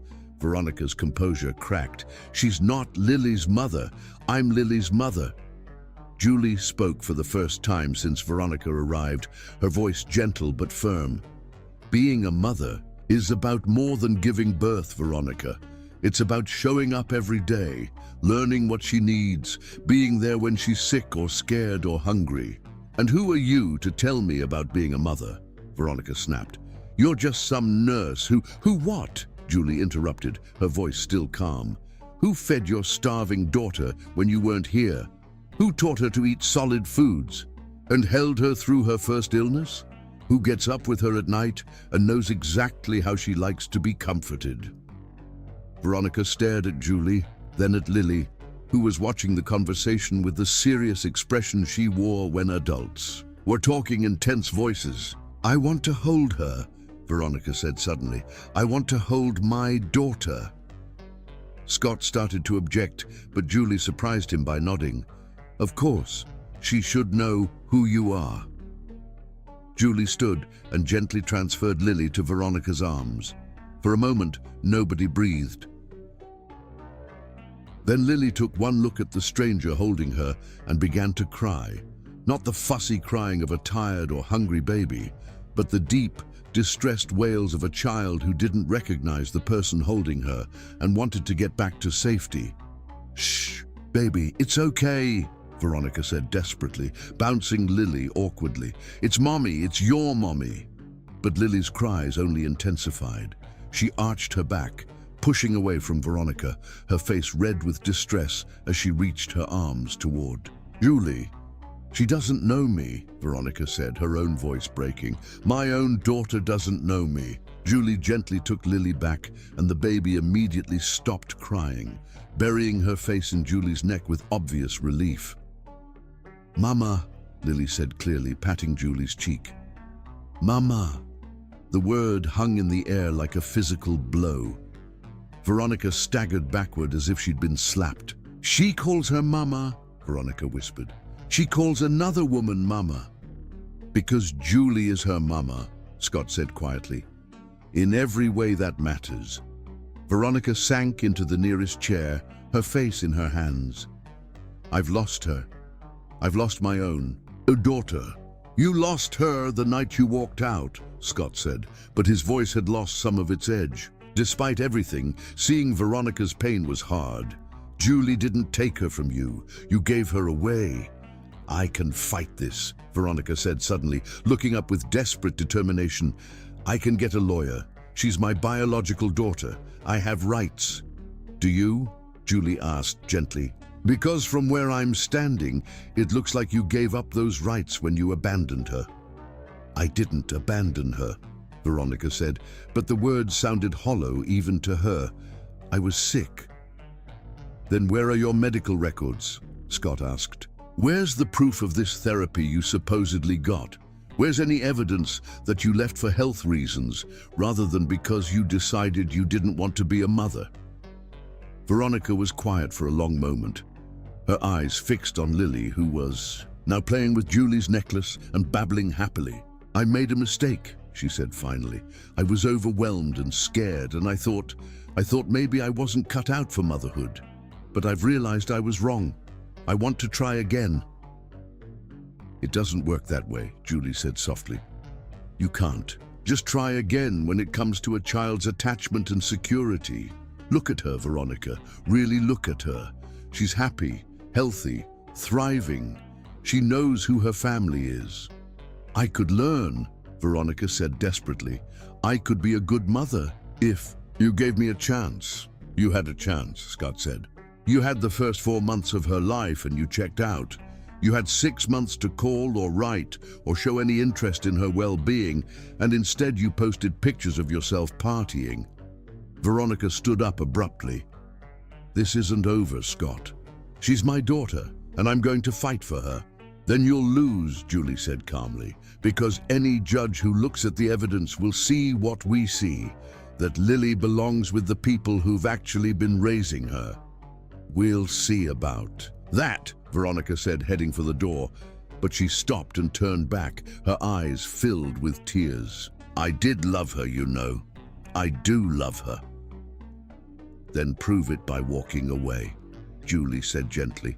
Prove it by letting her stay with the family who's been taking care of her. After Veronica left, Scott and Julie sat in stunned silence while Lily played happily on her blanket, completely unaware of the storm that had just blown through her life. I can't believe she thinks she can just waltz back in here and reclaim Lily, Scott said finally. She's desperate, Julie said. Look at her. She's obviously broke, probably alone, and she's seeing what she gave up. But Scott, did you see how Lily reacted to her? She didn't recognize her at all. Her own biological mother was a complete stranger to her. And did you see how immediately she calmed down when I took her back? She knows who her safe people are. She knows who her family is.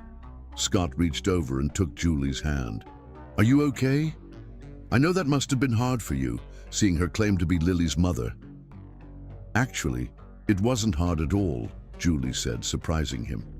Because watching Lily's reaction made it crystal clear that biology doesn't make someone a parent. Love does. Daily care does.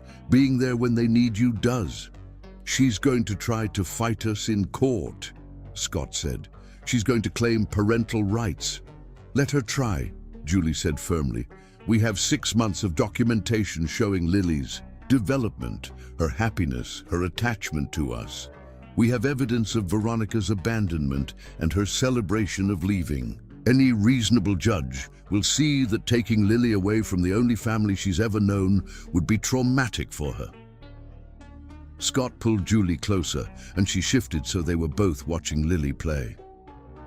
I love you, he said quietly, for being so calm about all this, for protecting Lily, for knowing exactly what she needed.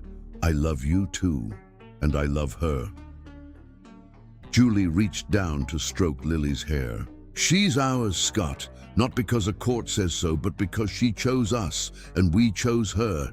That's not going to change.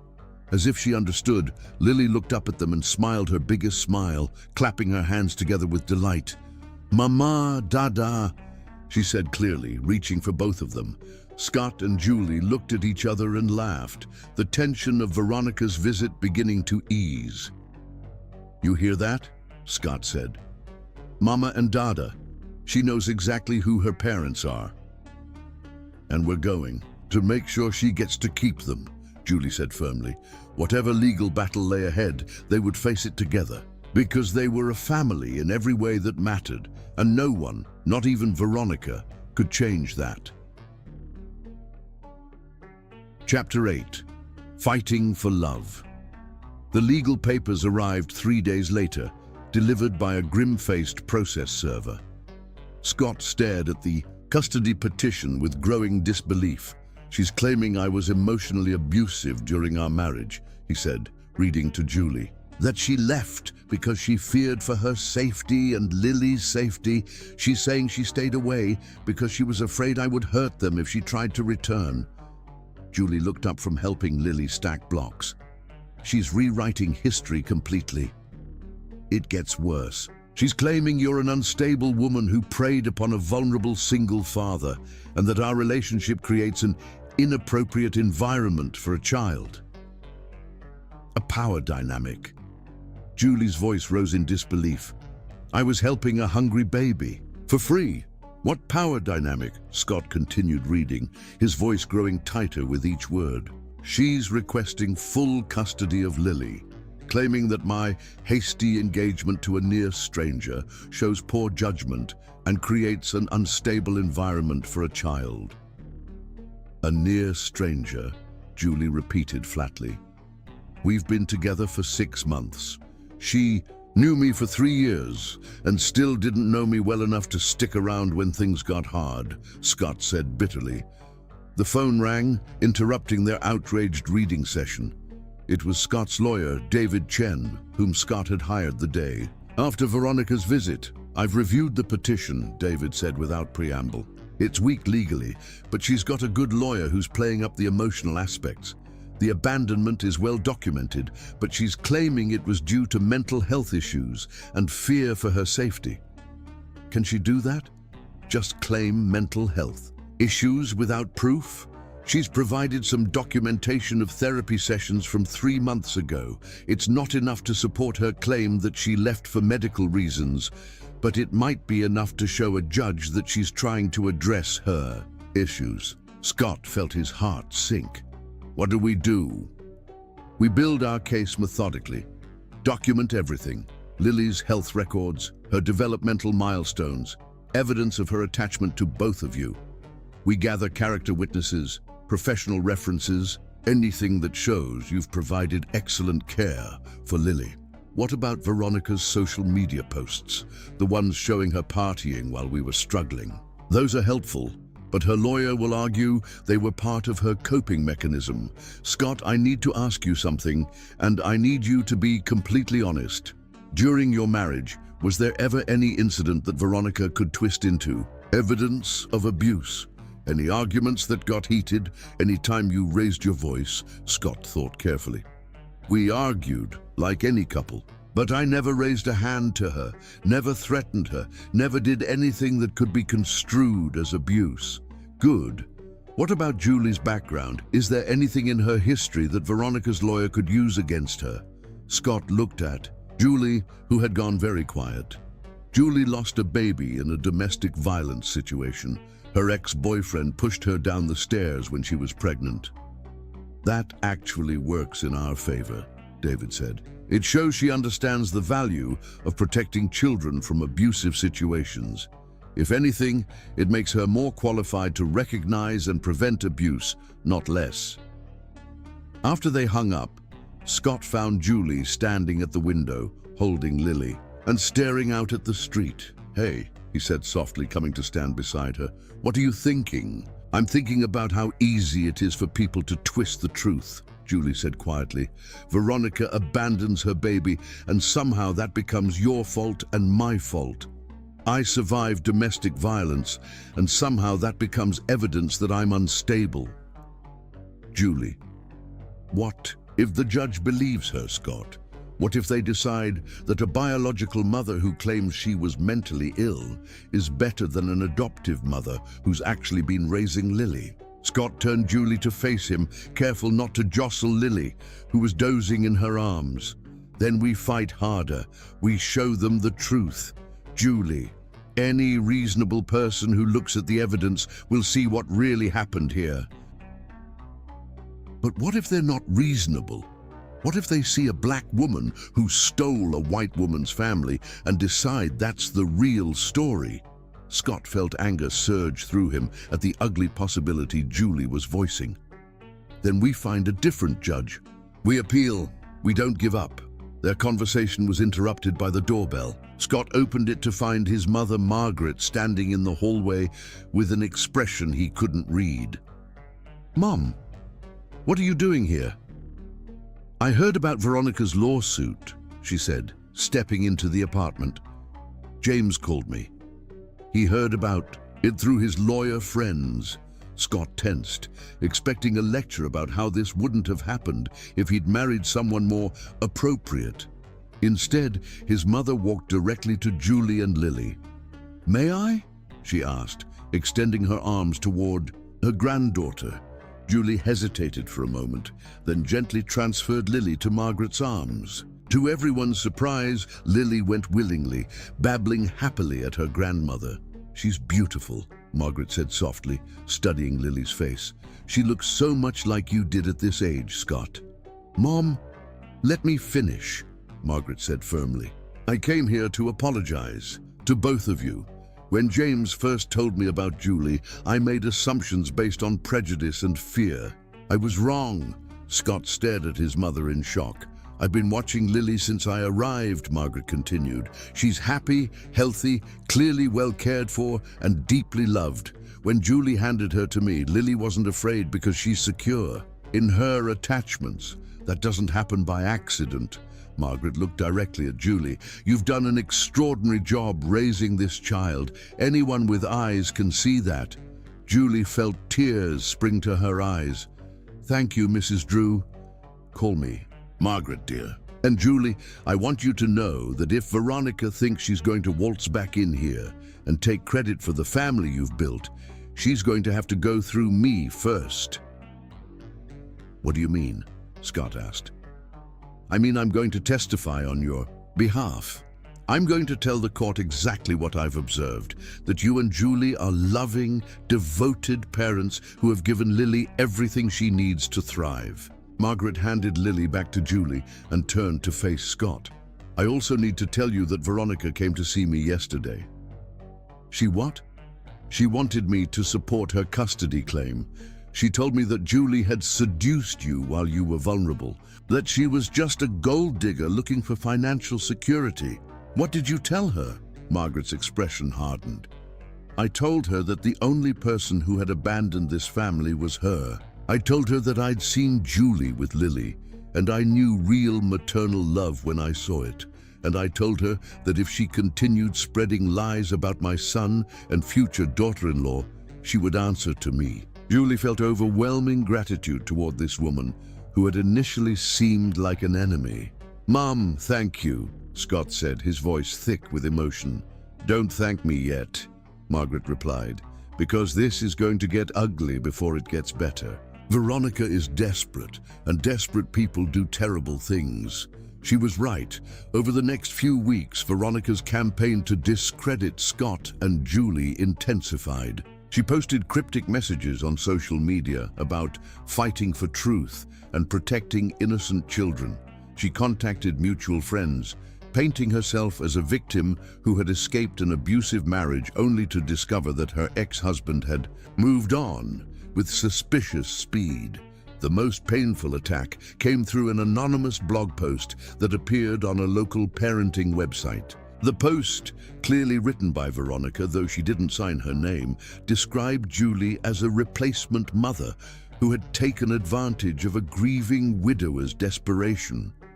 It says, "I targeted you because you were vulnerable," Julie said, reading the post with tears in her eyes.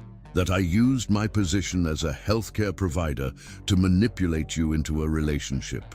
It also questions whether I'm fit to be a father since I chose a woman with a history of losing children," Scott said, his voice tight with rage. "She's actually using your miscarriage against you."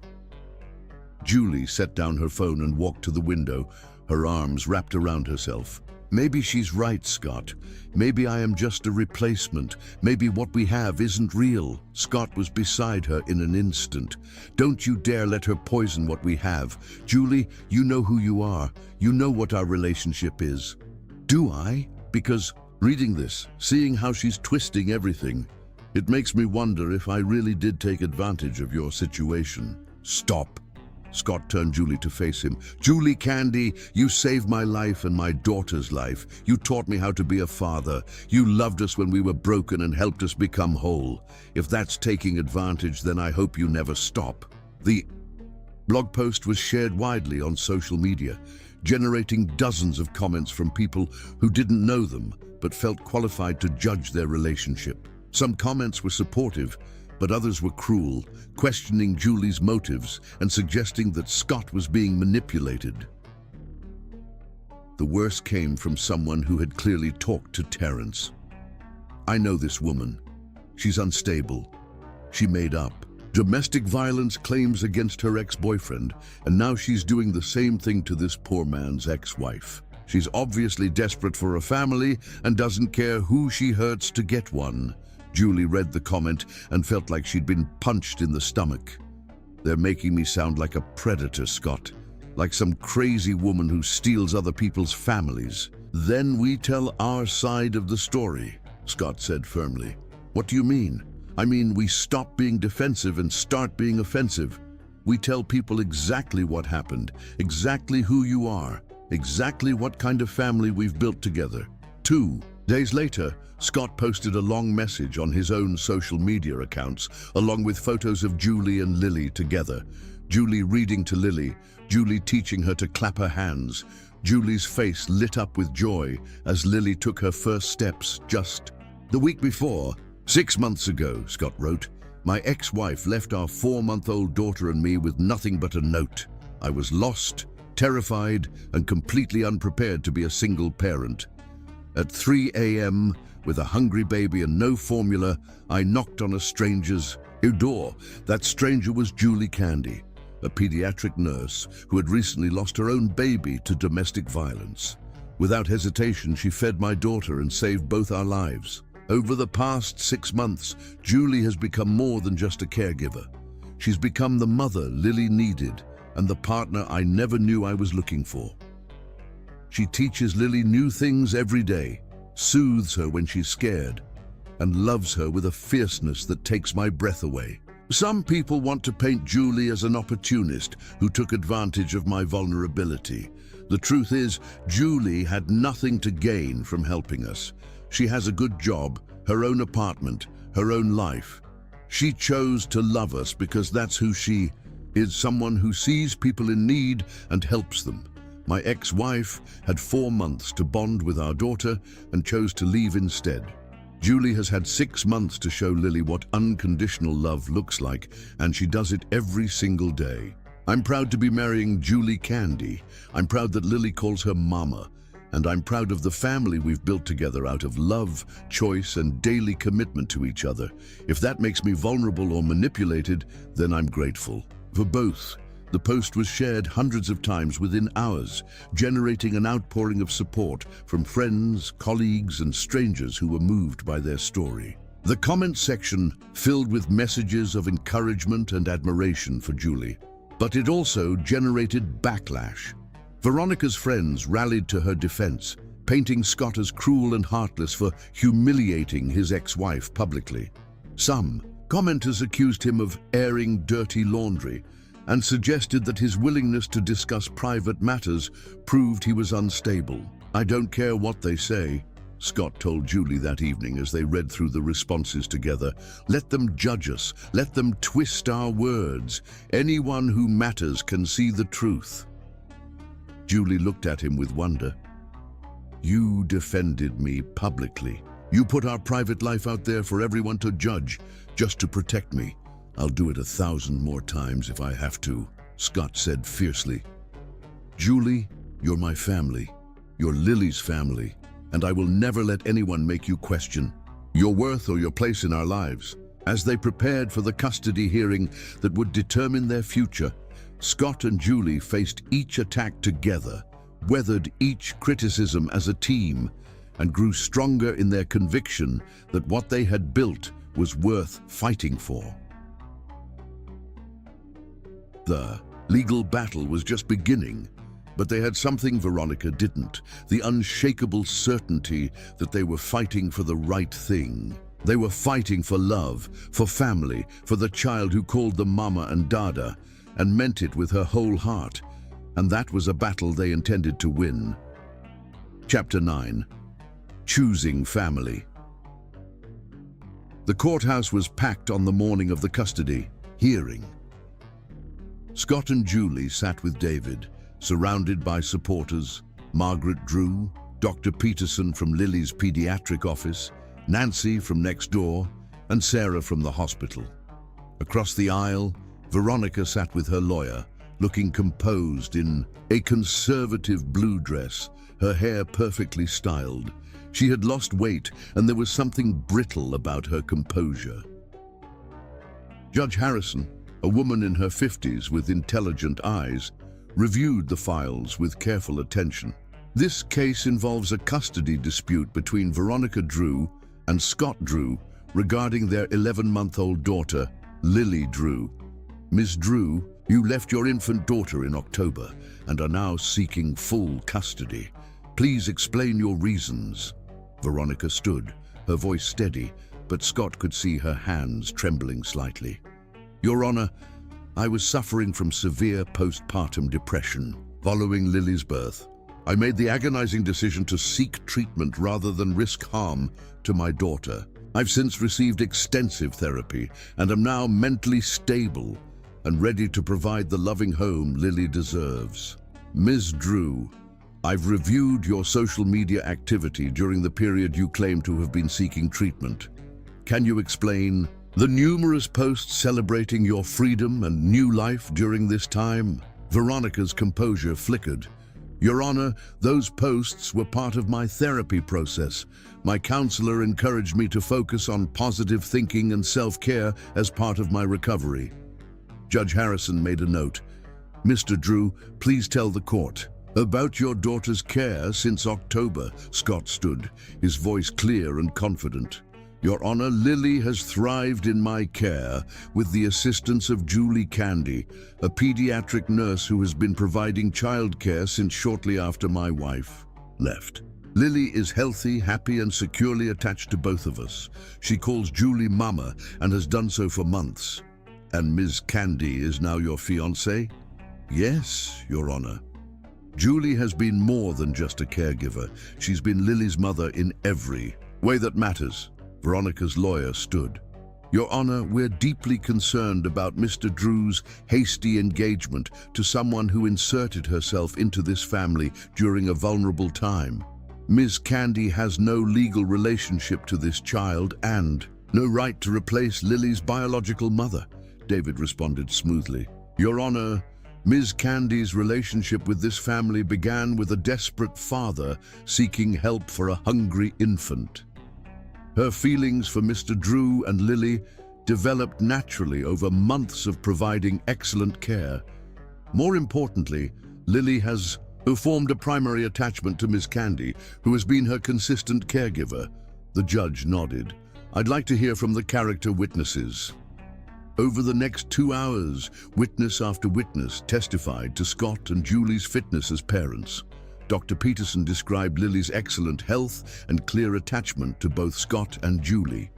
Margaret Drew testified that she had never seen her son happier or more confident as a father. Nancy Peterson described the transformation she'd witnessed in Scott's household, from a desperate single father to a thriving family.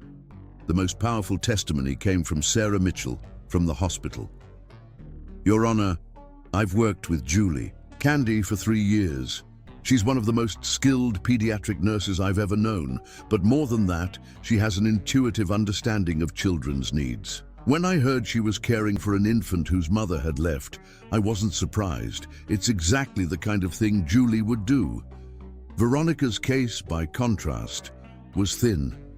Her therapist testified about her current stability, but couldn't speak to her condition during the months she was absent. Her sister, who claimed Veronica had stayed with her in California, seemed nervous and gave conflicting details about the timeline.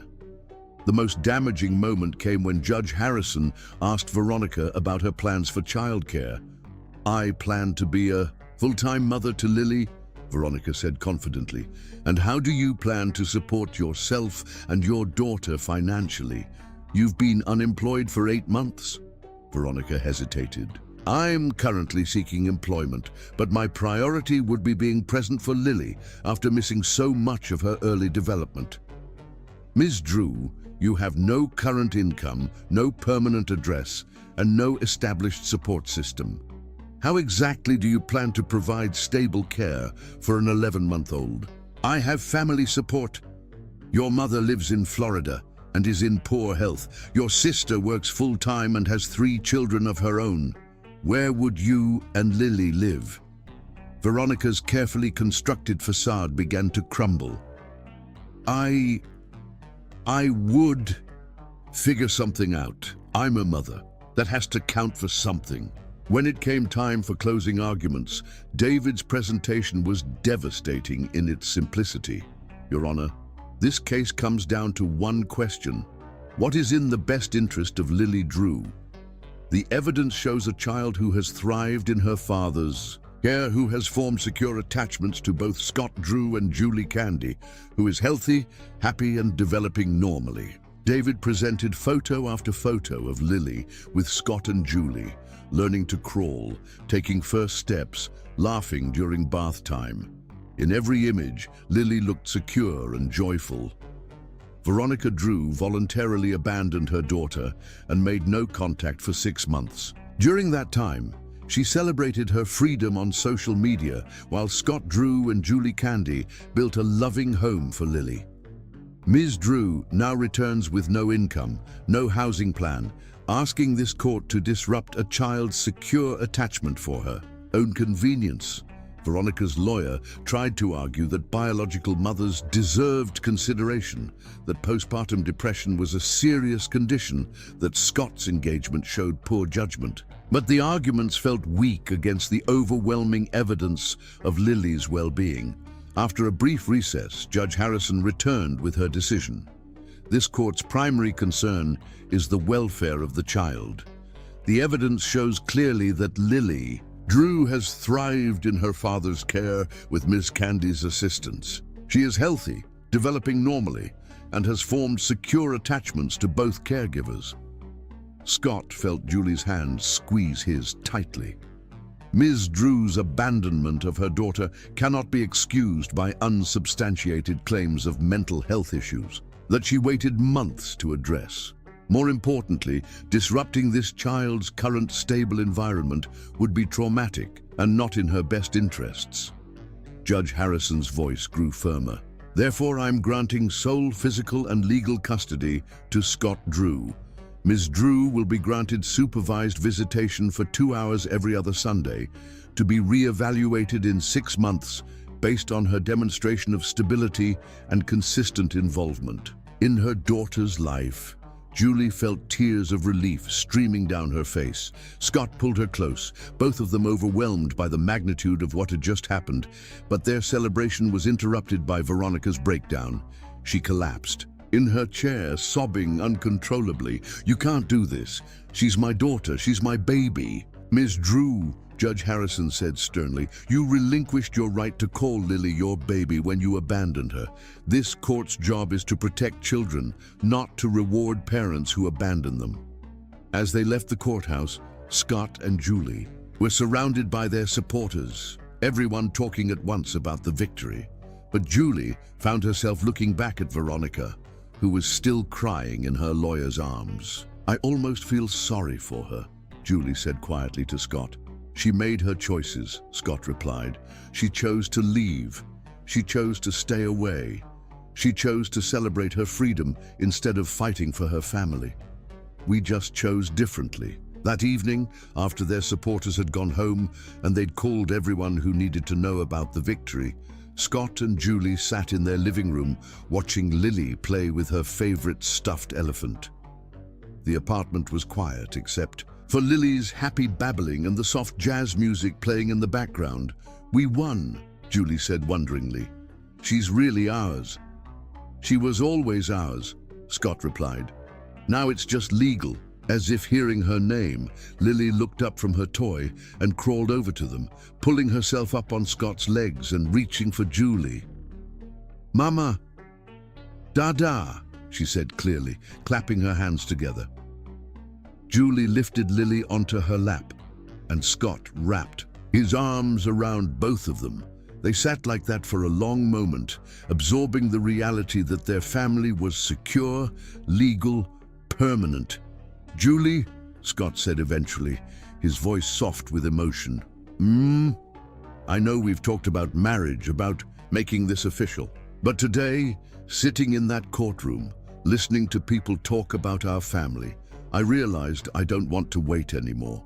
Julie looked up at him, her heart beginning to race. "I don't want a long engagement or a big wedding or any of the traditional stuff," Scott continued. "I just want to be your husband and Lily's legal father and start our real life together." "What are you saying?" Scott gently took Lily from Julie's lap and set her down with her toys, then got down on one knee in front of the couch. "I'm saying, Julie Candy, will you marry me? Not someday, not when everything is perfect, but soon. Will you be my wife and Lily's mama officially and help me build the family we've already started?" Julie felt tears streaming down her face. "Yes," she whispered. "Yes, I want to marry you. I want to be Lily's mama legally. I want all of it." Scott slipped the engagement ring he'd been carrying for weeks onto her finger. A simple solitaire that caught the light beautifully. "When?" Julie asked through her tears. "Next month, something small and simple, just us and the people who matter." "Perfect," Julie said. "I don't need a big wedding. I just need you and Lily and the promise that we're doing this forever." As if she approved of this plan, Lily crawled back over to them and pulled herself up between their legs, babbling happily. "What do you think, sweetheart?" Scott asked, lifting his daughter. "Ready to make Mama and Daddy official?" Lily responded by clapping her hands and saying, "Mama, Dada," with obvious delight. "I think that's a yes," Julie laughed. Later that evening, as they were putting Lily to bed, Scott's phone rang with news that would put the perfect cap on their perfect day. "That was David," Scott said after hanging up. "Terrence was arrested last week for domestic violence against his new girlfriend. She's pregnant and she's pressing charges." Julie felt a complex mix of emotions, sadness for another woman going through what she'd experienced, but also a sense of justice finally being served. "Is she okay?" "She will be. And Julie, she mentioned you in her statement. She said hearing about your experience gave her the courage to report him." Julie felt tears spring to her eyes again, but these were different tears, tears of gratitude that her pain had helped protect someone else. "So he's finally facing consequences," she said. "Finally. And Julie, this means that chapter of your life is really closed. He can't hurt you anymore, can't spread lies about you anymore. It's over." As they stood in Lily's nursery, watching their daughter sleep peacefully in her crib, both Scott and Julie felt the weight of the day settling into something like wonder. "We did it," Julie said softly. "We actually did it. We fought for our family, and we won." "We more than won," Scott replied, pulling her close. "We built something beautiful." Outside, snow was beginning to fall, covering the world in a blanket of white. Inside, a family slept peacefully, secure in the knowledge that they belonged to each other, not just through love, but through law. They had started as strangers, brought together by desperation. They had become a family through choice, through daily acts of love and care, through the decision to keep showing up for each other no matter what. And now they were going to be husband and wife, father and mother, partners in every sense of the word. The battles were over. The building could begin. Chapter 10. Complete. 1 year later, the apartment that had once echoed with desperate cries now hummed with the sounds of a complete family. Julie Drew, she still felt a thrill at her married name, sat on the couch where so many important moments had happened, their 3-week-old son Michael sleeping in her arms. "Mama, book," Lily announced, toddling over with her favorite picture, book. At almost 2 years old, she was a confident little person with Scott's dark eyes and a personality entirely her own. Curious, affectionate, and completely secure in her place in the world. "Come here, sweetheart," Julie said softly, making room for Lily on the couch. "We'll read while your brother eats." Scott looked up from his laptop where he'd been responding to work emails, his face lighting up at the sight of his family arranged on the couch. Even after all this time, these quiet domestic moments still filled him with wonder. "How are my 3 favorite people doing?" he asked, closing the laptop and coming to join them. 4 favorite people, Lily corrected seriously, patting Julie's still rounded belly. "Baby Michael is people too." Julie and Scott exchanged amused glances over their daughter's head. Lily had taken to her role as big sister with enthusiasm, insisting on helping with diaper changes and singing her own made-up lullabies to her baby brother. "You're absolutely right," Scott said, settling beside them and pulling all his girls and his son close. 4 favorite people. As Julie gently shifted Michael to nurse, she felt the same sense of overwhelming gratitude that had become familiar over the past year. Their wedding had been small and perfect, just immediate family and close friends in the same living room where Scott had proposed. Lily had been their flower girl, toddling down their makeshift aisle in a white dress, scattering rose petals and clapping her hands with delight. The pregnancy with Michael had been everything Julie's pregnancy with Hope should have been. Scott had attended every appointment, helped with morning sickness, painted the nursery while Lily helped by leaving tiny handprints on the walls that they'd decided to keep. When Julie's due date approached, Scott had taken 2 weeks off work and arranged for his mother to stay nearby, determined that Julie would never feel alone or unsupported. "Mama," Lily said, settling against Julie's side with her book. "Tell me story about when Daddy was sad and you made him happy." Julie smiled. This had become Lily's favorite bedtime story, their story, simplified for a toddler. Well, once upon a time, there was a daddy who loved his little baby girl very much, but he didn't know how to take care of her all by himself, because baby was hungry, Lily added. "That's right. So late at night, Daddy walked around looking for help, and he found a nice lady who lived across the street. The lady was very sad because she had lost her own baby, but when she heard Daddy's baby crying, she opened her door and helped them. And then what happened? The nice lady helped take care of the baby every day. She taught Daddy how to make the baby stop crying, how to make her laugh, how to help her grow big and strong. And slowly, they became best friends. And then they fell in love. They did fall in love. And they got married, and the nice lady became the baby's mama forever and ever. And then they had baby Michael. Tell the part about how Daddy's heart grew bigger, Lily requested. This was Lily's addition to the story, something she'd started saying a few months ago that never failed to bring tears to Julie's eyes. "Well," Julie said, her voice growing softer, "when Daddy met Mama, his heart was small and sad. But every day that Mama loved him and loved his baby, his heart grew bigger and bigger until it was big enough to hold all the love for their whole family." "Like the Grinch," Lily said with satisfaction. "Exactly like the Grinch," Scott agreed, his voice thick with emotion.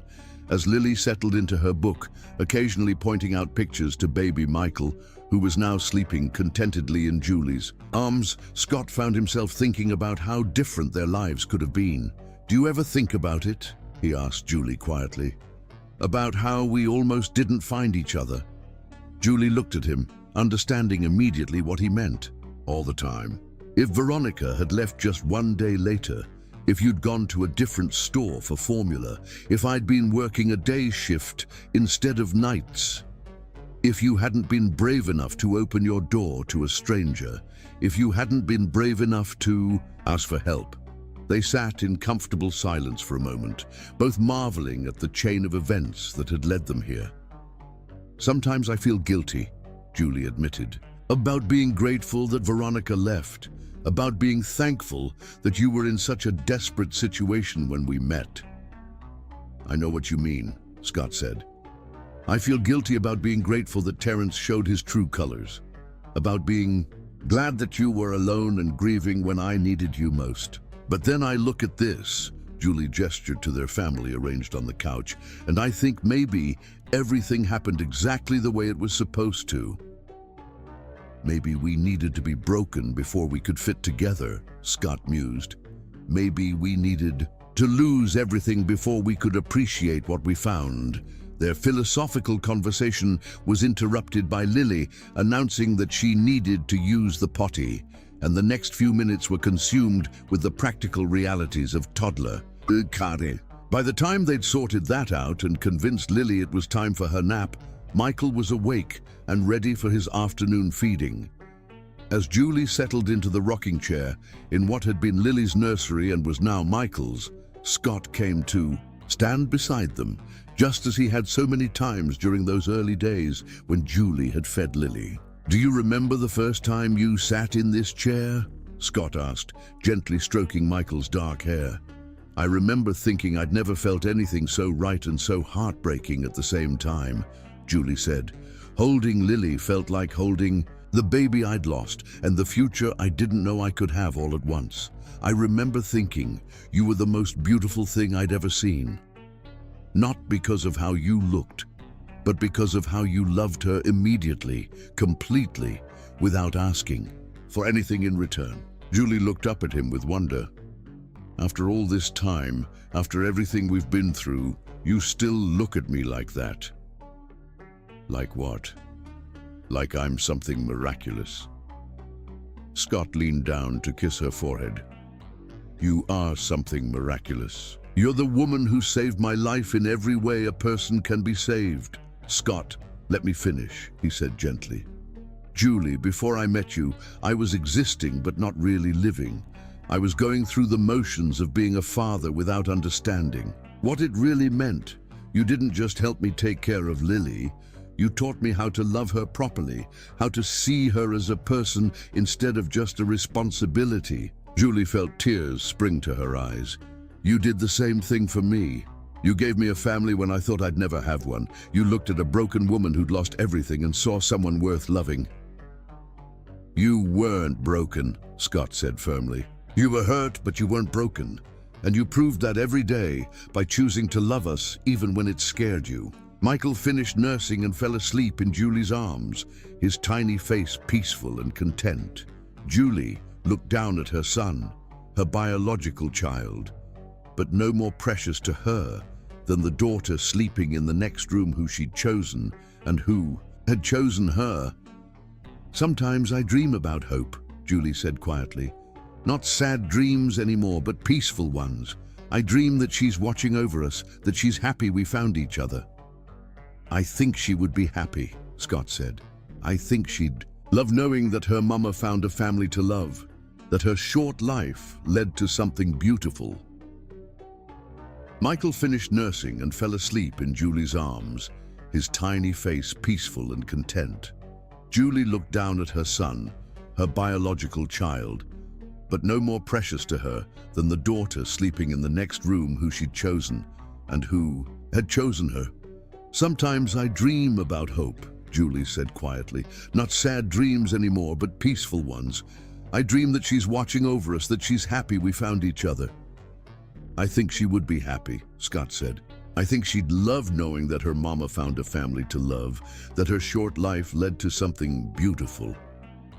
Do you think Lily will understand someday?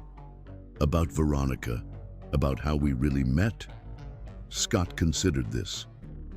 I think when she's older, we'll tell her the whole truth, about how people sometimes make choices that hurt the people they're supposed to love, but how love can heal those hurts and create something new. And about how families aren't just about biology, but about choice and commitment and showing up every day. Exactly.